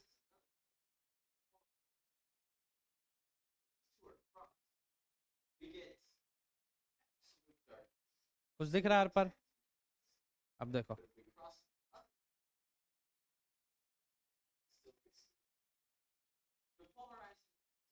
क्या मतलब है? एक शीट जो है वो सिर्फ और सिर्फ ट्रांसवर्स वेव को कंटेन कर रहा है, और एक शीट जो है वो सिर्फ और सिर्फ लॉन्गिट्यूडनल को। और लाइट जो होता है वो transverse as well as longitudinal दोनों का मिश्रण है। तो अगर दोनों को सेम साइड पे रखते हैं तो लाइट पूरी तरह से आर पड़ जाएगा, और एक को पलट दें तो एक सिर्फ और सिर्फ क्या कंडक्ट कर सकता है, ट्रांसवर्स, और एक लॉन्गिट्यूडनल। तो दोनों रहेगा तभी तो लाइट दिखेगा ना, क्योंकि लाइट तो मिश्रण है। तो क्या हो जाता है, ब्लैक स्पॉट हो जाता है। देखो यहाँ पर पूरा काला दिख रहा है, घुमाएगा देखो लाइट दिखेगा। क्लियर हो गया? समझ में आया? यही होता है पोलराइजेशन। पोलराइजेशन यानी लाइट जो है वो इलेक्ट्रोमैग्नेटिक वेव का पार्ट है। कब कटेगा कैसे यार ये? यहाँ से क्लियर। तो पोलराइजेशन इफेक्ट जो होता है यही होता है कि लाइट जो होता है वो दो टाइप के वेव से मिलकर बना है। एक इलेक्ट्रोमैग किधर गया, एक लाइट जो लाइट का जो दो वेव है इलेक्ट्रोमैग्नेटिक, एक इलेक्ट्रिक फील्ड की वजह से बना है लॉन्गिट्यूडनल वेव, और एक जो बना है मैग्नेटिक फील्ड की वजह से ट्रांसवर्स वेव। ये दोनों वेव मिलकर के एक पूरे लाइट को बनाता है, जो कि वेव थ्योरी में एक्सप्लेन किया गया है। समझ में आया ना भाई? थोड़ा बहुत, थोड़ा बहुत ही समझना है, बहुत समझ के तो साइंटिस्ट नहीं बनना है। कलर हो गया, पिगमेंट हो गया, सेकेंडरी कलर हो गया, कॉम्प्लीमेंट्री, रेनबो। हाँ, यहाँ थे हम लोग। क्लियर है? और वो जो वेव का स्पीड होगा कितना होगा, 3 × 10⁸ के स्पीड से चलेगा। It can undergo different phenomenon, like कौन कौन सा फिनोमिनन देख सकते हैं हम इससे? Reflection, refraction, dispersion, interference, diffraction, polarisation, superposition. बहुत सारा फिनोमिनन है जो वेव ऑप्टिक्स लाइट को वेव मान करके हम प्रूव कर सकते हैं। तो अब लड़ाई खत्म हो चुका है या अभी भी लड़ाई चल रहा है लाइट का? लाइट वेव है या पार्टिकल, क्या बोलोगे? दोनों डुअल नेचर है। ठीक है ना? तो ये प्रूव हो चुका है कि लाइट के पास दोनों प्रॉपर्टी है, वेव भी एज वेल एज पार्टिकल भी। क्योंकि अगर पार्टिकल मानते हैं तो रिफ्लेक्शन प्रूफ होता है, रिफ्रैक्शन प्रूफ होता है, फिर फोटो इलेक्ट्रिक इफेक्ट भी कैसे प्रूफ हो रहा है? लाइट से एक ही रे ऑफ लाइट आया तो वहां से इलेक्ट्रॉन का इमिशन हो गया। नेक्स्ट थोड़ा थोड़ा पढ़ लेते हैं इंटरफेरेंस ऑफ लाइट। इंटरफेरेंस मतलब क्या होता है? इंटरफेयर करना। इंटरफेयर करना मतलब जाकर के मिल जाना। अब इंटरफेयर करोगे तो किस तरह से इंटरफेयर कर सकते हो? या तो तुम सपोर्ट करोगे उसके बाद का, या तो उसके बाद का अपोज करोगे। यस और नो? तो वेव में भी ऐसा ही होता है। या तो वेव, दो वेव इस तरह से मिले कि उनका एम्पलीट्यूड बढ़ जाए, या इस तरह से मिले कि उनका एम्पलीट्यूड घट जाए। तो अगर ऐसा मुलाकात हो रहा है वेव और वेव का कि एम्पलीट्यूड बढ़ गया, तो इस टाइप का इंटरफेरेंस कहलाता है कंस्ट्रक्टिव इंटरफेरेंस। और अगर उनका एम्पलीट्यूड कम हो गया तो वो क्या कहलाता है, डिस्ट्रक्टिव इंटरफेरेंस। तो क्या है, it involves two waves at a point of the medium of propagation. When these light waves superpose crest to crest and trough to trough, then resultant constructive interference। यानी अगर ये आपका वेव है और इसके पास एक और वेव आया और वो इसी तरह से आया कि इसी के ऊपर आकर के लाई हो गया, तो पहले एम्पलीट्यूड ये था और अब एम्पलीट्यूड क्या हो गया, ज्यादा। यानी अगर ऐसा आ जाए कि क्रेस्ट के ऊपर क्रेस्ट और ट्रफ के ऊपर ट्रफ, तो इस टाइप का इंटरफेरेंस क्या कहलाता है, constructive interference. Whereas trough position और इसका उल्टा हो जाए तो क्या हो जाएगा, destructive interference. Coloured of soap bubble. अच्छा, वॉशरूम में नहाते समय आंख पे पानी आता है और लाइट जल रहा होता है, तो कभी कभी कलरफुल लाइट दिखा है, कलरफुल दिखता है, रेनबो टाइप का दिखता है। हाँ, सोप का बबल यानी झाग, साबुन से जो झाग निकलता है उसका जो बबल होता है उसके अंदर भी अगर देखोगे तो कैसा दिखता है, कलर। या कहीं पे पेट्रोल या केरोसिन ऑयल गिरा हुआ है जमीन पर, वहां पर भी देखोगे तो कलरफुल दिखता है। क्यों ऐसा दिख रहा है, रीजन क्या है, interference of light. Colored of soap bubble, oil film of water surface are absorbed due to interference of white light. For this thickness of wall, बकवास बात। यानी ये बात याद रखना कि विजिबल लाइट का कहाँ से कहाँ तक लाई करता है, 4000 एंगस्ट्रम से 8000 एंगस्ट्रम। नैनोमीटर में पूछे तो 400 नैनोमीटर से 800 nanometre. The phenomenon of interference is use to holography, 3 dimensional virtual image formation by using laser beam. यानी 3D होलोग्राफी अगर हमको कहीं का करना है तो वहां पर हम जिस फिनोमिनन का यूज करते हैं वो फिनोमिनन क्या कहलाता है, इंटरफेरेंस ऑफ लाइट, जो कि वेव ऑप्टिक्स का एक पार्ट है। नेक्स्ट क्या है भाई?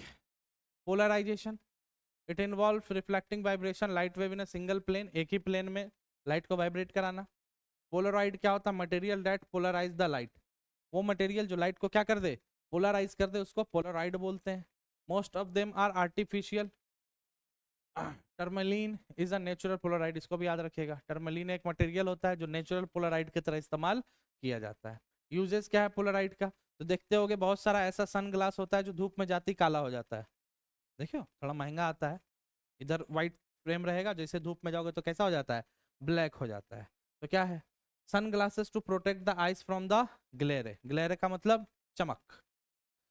The headlight of motor car to reduce the glare, motor car में पीला कलर होता है ना, देखते होगे कभी कुहासा वगैरह में, ठंडी वगैरह में रोड पर जब गाड़ी चल रहा होता है तो बीच का तो पार्ट दिखता नहीं है, सिर्फ दो लाइट दिखता है।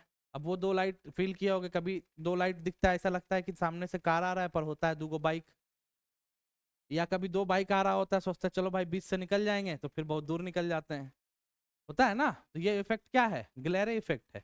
इतना ज्यादा आपका ग्लेयर बन गया, इतना ज्यादा चमक बन गया कि बीच का ऑब्जेक्ट जो है वो दिख नहीं रहा है, जिससे डेंजर का खतरा बढ़ गया। तो ग्लेरे को कम करने के लिए हेडलाइट में मिरर का इस्तेमाल करते हैं जो चमक को कम कर सके। Windshield of automobiles, holography, old oil painting to improve the colour, optical stress analysis, इन सब जगह पर हम लोग पोलराइजेशन ऑफ लाइट का इस्तेमाल करते हैं। कैलकुलेशन, कैलकुलेटर में, घड़ी में पढ़ लेना, ये सब सिंपल लैंग्वेज है, इन सब जगह पे इसका यूज होता है, बहुत कुछ नहीं है। नेक्स्ट जय हिंद हो गया? नहीं नहीं, जय हिंद के बाद भी है, अब यहाँ से क्वेश्चन का सिलसिला शुरू होता है। ऑप्टिक्स खत्म हो गया, जितना ऑप्टिक्स पढ़ना था, रे ऑप्टिक्स, वेब ऑप्टिक्स, सब पढ़ लिए, अब कुछ भी हमारा रहा नहीं है। वेब ऑप्टिक्स में उतना ही पढ़ना है, उससे ज्यादा कुछ नहीं पढ़ना है। क्लियर? क्वेश्चन करते हैं। सब क्वेश्चन तो नहीं करेंगे, कुछ सिलेक्टेड क्वेश्चन करते हैं, आसान आसान क्वेश्चन तो कर ही लोगे। इस क्वेश्चन को करो जो थोड़ा कैलकुलेटिंग बेसिस पर है। हाँ जल्दी, टाइमिंग देंगे हम भाई, 1 मिनट का टाइम देंगे बस, 1 मिनट में सॉल्व होना चाहिए। चलो जल्दी।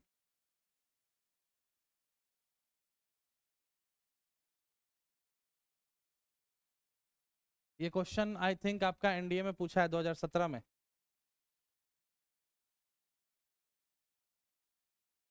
और कुछ क्वेश्चन मैं फोन में भी लाया हूँ जो पीवाई क्यूज है। क्या दें?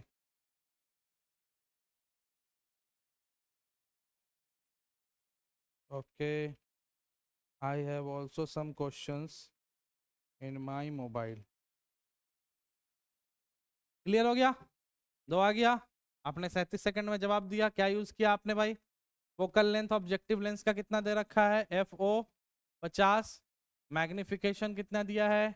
25। क्या पूछ रहा है? आई पीस का, तो एम बराबर क्या होता है? F O by F E, तो F E is equal to क्या होगा? F O by M. F O कितना है? 50/25 गया 2 सेंटीमीटर। ऑप्शन खत्म। क्लियर? बन गया। नेक्स्ट क्वेश्चन, नेक्स्ट क्वेश्चन, अच्छा सा एक क्वेश्चन मिल जाओ। चलो चलो चलो बनाओ। वह, चलो 10 सेकंड का टाइम है, 10 सेकंड।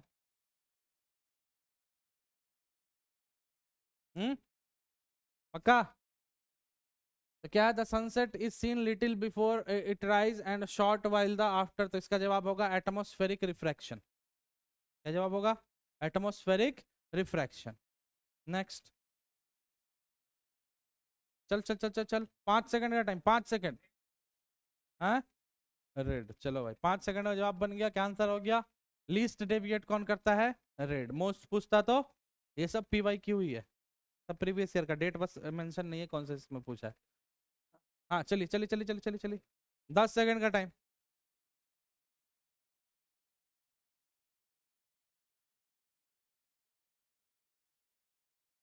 हो गया टाइम अप। क्या बोल रहा है? Which of the following statement regarding lens is not correct?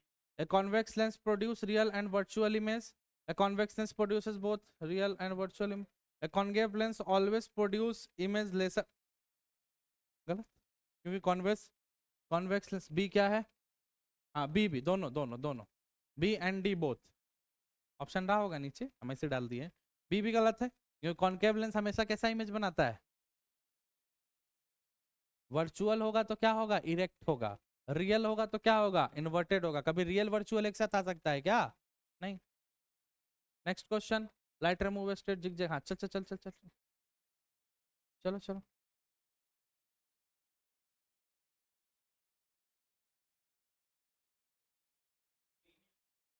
Optical fibre कहाँ होता है, टोटल इंटरनल रिफ्लेक्शन होना चाहिए सक्सेसिव, बार बार इंटरनल रिफ्लेक्शन होगा, ये होता है ना ऑप्टिकल फाइबर। देखो यहाँ से राइट चला, यहाँ टकराया, यहाँ टकराया, फिर इधर टकराया, फिर इधर टकराया, फिर इधर, लगातार क्या हो रहा है, अंदर ही अंदर क्या हो रहा है, रिफ्लेक्ट हो रहा है, और अंदर ही अंदर रिफ्लेक्ट क्या कहलाता है, total internal reflection. Next question, ये a convex lens, a concave lens always produce a smaller than the size of object, सही बात। अच्छा नॉट करेक्ट बोला है ना, तो ये तो सही है। हाँ ये तो सही है, ध्यान नहीं दिया, चलो सिर्फ बी होगा, ठीक है। नेक्स्ट, चलिए इस क्वेश्चन को बनाइए, 10 सेकेंड।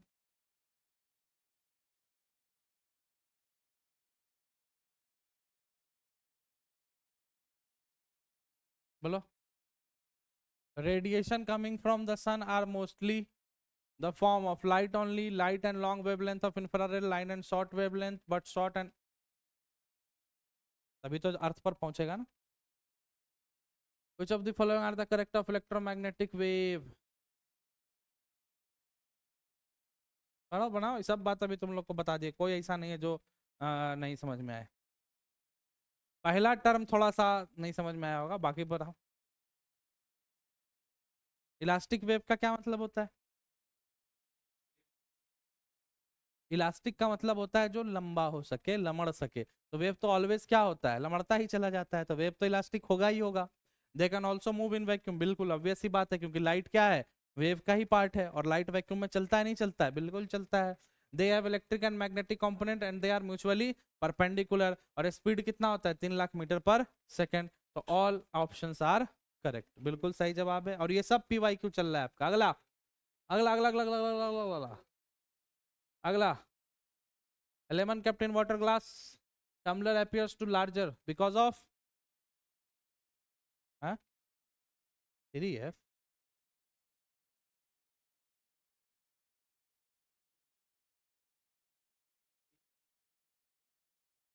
हाँ तो यहाँ पर छूट गया है ब्रो, 3 लाख किलोमीटर हो जाएगा। 3 × 10⁻⁸ मीटर पर सेकंड होता है, तो 3 लाख किलोमीटर पर सेकंड होगा। ऐसा कोई ऑप्शन है क्या जो 4 को निग्लेक्ट कर रहा हो? कौन है? नहीं है, तो वहां पे मिस्टेक है, प्रिंटिंग मिस्टेक। नेक्स्ट यहाँ बताइए क्या रीजन होगा, refraction of light. Light enters in the eye through the thin membrane called cornea. Name of the scientist who first used the glass films to spectrum of light, Isaac Newton. Light is the uniform intensity impinges perpendicularly on the total reflecting surface. The area of surface is half than radiation of, oh my god, it's a good question। बना,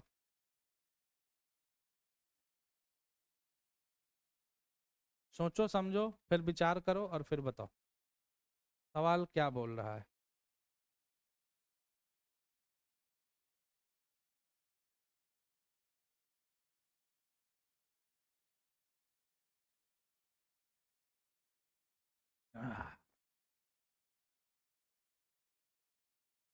सिर्फ concept पर question है ये। इतना बड़ा सा दीवार है, उस पर हम टॉर्च का लाइट मार रहे हैं, तो लाइट रिफ्लेक्ट होके आ रहा होगा। अब उस दीवार को छोटा कर दें, तो जो रिफ्लेक्शन होगा उतना ही होगा या उससे कम होगा? कम होगा, क्योंकि क्या हो गया, सरफेस छोटा हो गया। तो लाइट क्या है, रेडिएशन ही तो है। तो अगर रेडिएशन हमारा एक बड़े से एरिया से मान लो आर हो रहा है, तो एरिया को अगर आधा कर दे तो रेडिएशन कैसा हो जाएगा, आधा हो जाएगा, कम ही तो होगा। तो कॉन्सेप्ट पे क्वेश्चन ना, क्या है, हाँ बस कॉन्सेप्ट, फॉर्मूला कुछ नहीं।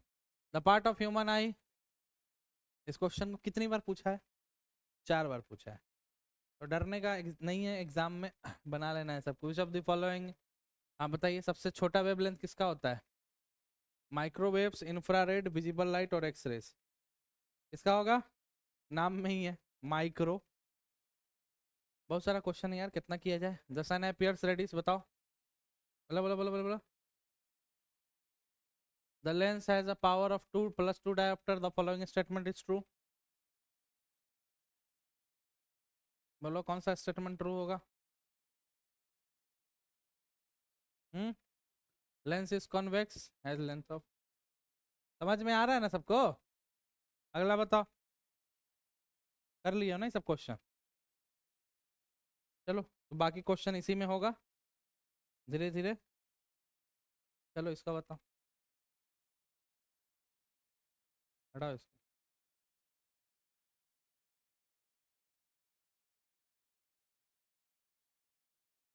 बोलो भाई, कौन सा सही है? ऑप्शन नंबर, नेक्स्ट, नेक्स्ट नहीं, कुछ कुछ सिलेक्टेड। हाँ, किसका? तो बी ही होगा ना, किधर गया यार? यहाँ, अच्छा यहाँ पे रिफ्लेक्शन नहीं हो रहा है क्या? सॉरी, यहाँ से इंटर करेगा तो हल्का रिफ्लेक्ट होगा और फिर यहाँ से और हल्का ऐसा ऑप्शन है कहीं? अच्छा, क्या होता है देखो ना भाई, लाइट यहाँ से गया, ग्लास में इंटर किया तो यहाँ पे हल्का सा क्या होगा, बेंड होगा ना, और यहाँ से फिर एक हल्का सा बेंड हो जाएगा। दोनों जगह होता है, ये मैं ध्यान नहीं दिया हूँ। चलिए कौन सा क्वेश्चन था अपना यार नेक्स्ट? मना तो सब लोगे, पर हाँ इसको बनाओ। है, 6 आ गया था ना? अच्छा अब इसका जवाब देना। चलो एक क्वेश्चन लिखो तो, यहीं पे लिख देता हूँ। To lenses of power -4 dioptre and +2 dioptre. -4 dioptre है और एक का पावर कितना है, प्लस का 2 dioptre, and the both lenses are kept with a distance of 50 centimetre. ये जो दो लेंस है, ये दोनों कितनी दूर पर रखा हुआ है? 50 सेंटीमीटर पर। अब हमको नेट पावर बताओ। कॉन्टैक्ट वाला तो पट से कर लोगे, ये थोड़ा सा एडवांस जा रहा हूँ मैं, थोड़ा सा पूछा नहीं है आज तक एग्जाम में, और मैं भी पूछ ले तो बना सकना है, हम बता देंगे ट्रिक, सॉरी फॉर्मूला बता देंगे, बन जाएगा। बनाओ कितना है आंसर।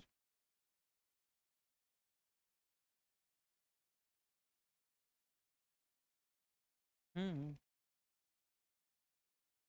यही ऑप्शन है, सेम ऑप्शन, इसी में एक आंसर है।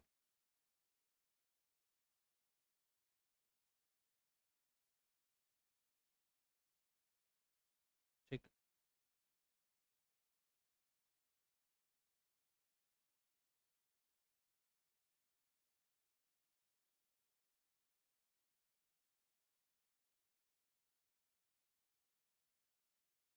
बताओ भाई बाकी लोग। बना? तो भाई जब कांटेक्ट में रहता है तो हम लोग डिस्टेंस क्या कर देते हैं, जीरो। कोई डिस्टेंस है, सीधे बोल देते हैं P1 प्लस। लेकिन जब डिस्टेंस आ जाए तो नेट निकालने के लिए आप डायरेक्ट लगा सकते हैं P1 प्लस P2 माइनस, हम D बोल देंगे, कोई दिक्कत? D P1 P2, D क्या है, डिस्टेंस बिटवीन देम, और है किस में, सेंटीमीटर में, तो उसको किस में कन्वर्ट करोगे?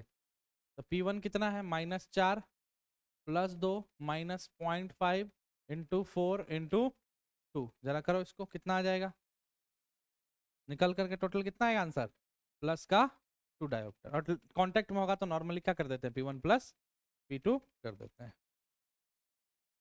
इस क्वेश्चन का जवाब दो।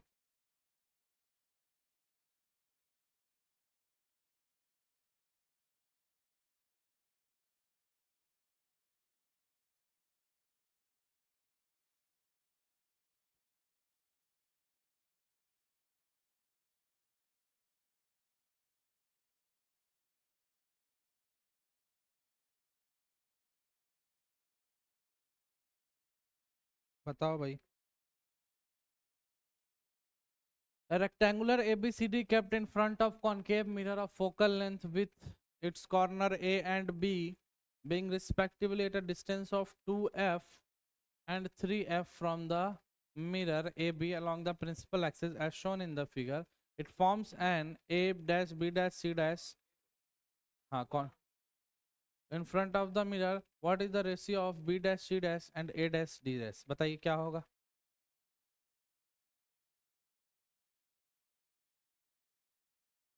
बहुत कॉन्सेप्चुअल क्वेश्चन है, पहला बात तो ये।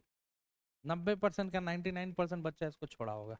बात वही है, बस घुमाया है।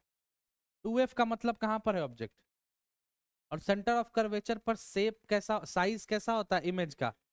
अगर 1 मीटर ऑब्जेक्ट है तो ये भी कितना होगा, तो ये डिस्टेंस अगर मान लो 1 है तो ये भी 1 ही होगा, क्योंकि रेक्टेंगल आमने सामने बराबर, तो इमेज भी इतना ही बड़ा बनेगा। यस और नो। तो ए डी डैश किसका किसका रेशियो पूछा है, बी डैश सी डैश और ए डैश डी डैश। तो जो ये है सेम इमेज बन रहा है, तो इन दोनों का रेशियो भी क्या होगा, सेम ही होगा। और सेम अपॉन सेम कितना हो जाता है, समझ में आया, क्लियर है।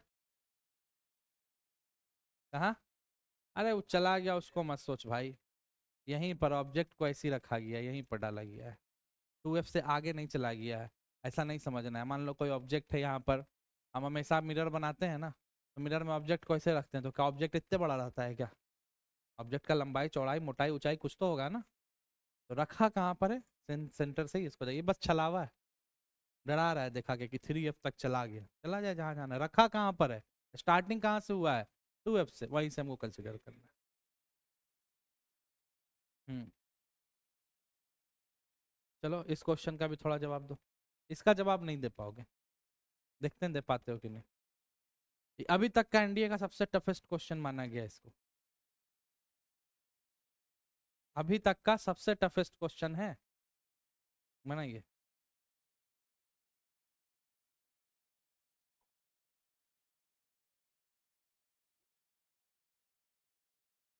और ये हम देंगे आपको, कल हमको आके इसको पढ़ाइएगा कैसे इसका आंसर आया है।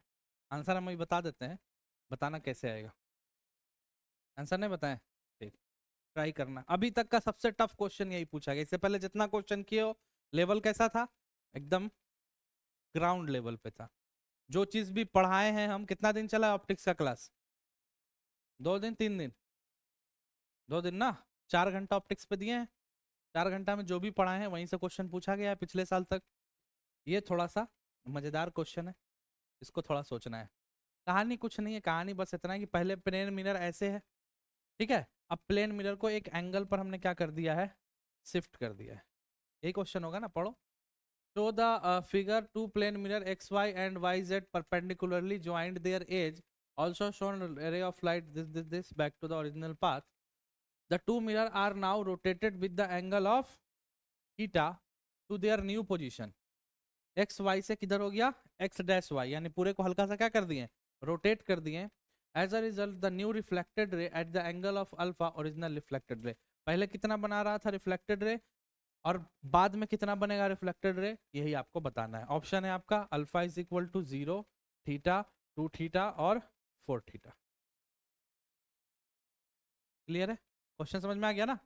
इस क्वेश्चन पर रिसर्च करिएगा और रिसर्च करके आइएगा। अगला क्लास हम लोग का होगा, क्या पढ़ लिया जाए अगले क्लास में, my personal favourite topic electricity. क्या स्टार्ट करेंगे, इलेक्ट्रिसिटी। खूब पढ़ाते हैं ना मनदीप, खाली इलेक्ट्रिसिटी हम पढ़ाते हैं, अरे सब पढ़ाएंगे, परेशान क्या होता है, सब हमें को पढ़ाना है ना। ऐसा तो नहीं है कि इलेक्ट्रिसिटी पढ़ा देंगे, नहीं पढ़ाएंगे तो ग्रेविटेशन समझ में नहीं आएगा, कोई कनेक्टेड है, इंटरकनेक्शन है नहीं। ऑप्टिक्स के बाद इलेक्ट्रिसिटी पढ़ेंगे, इलेक्ट्रोस्टैटिक पढ़ेंगे, मैग्नेटिज्म पढ़ेंगे, 12th खत्म हो जाएगा, मतलब जो 10th का पोर्शन है वो खत्म हो जाएगा।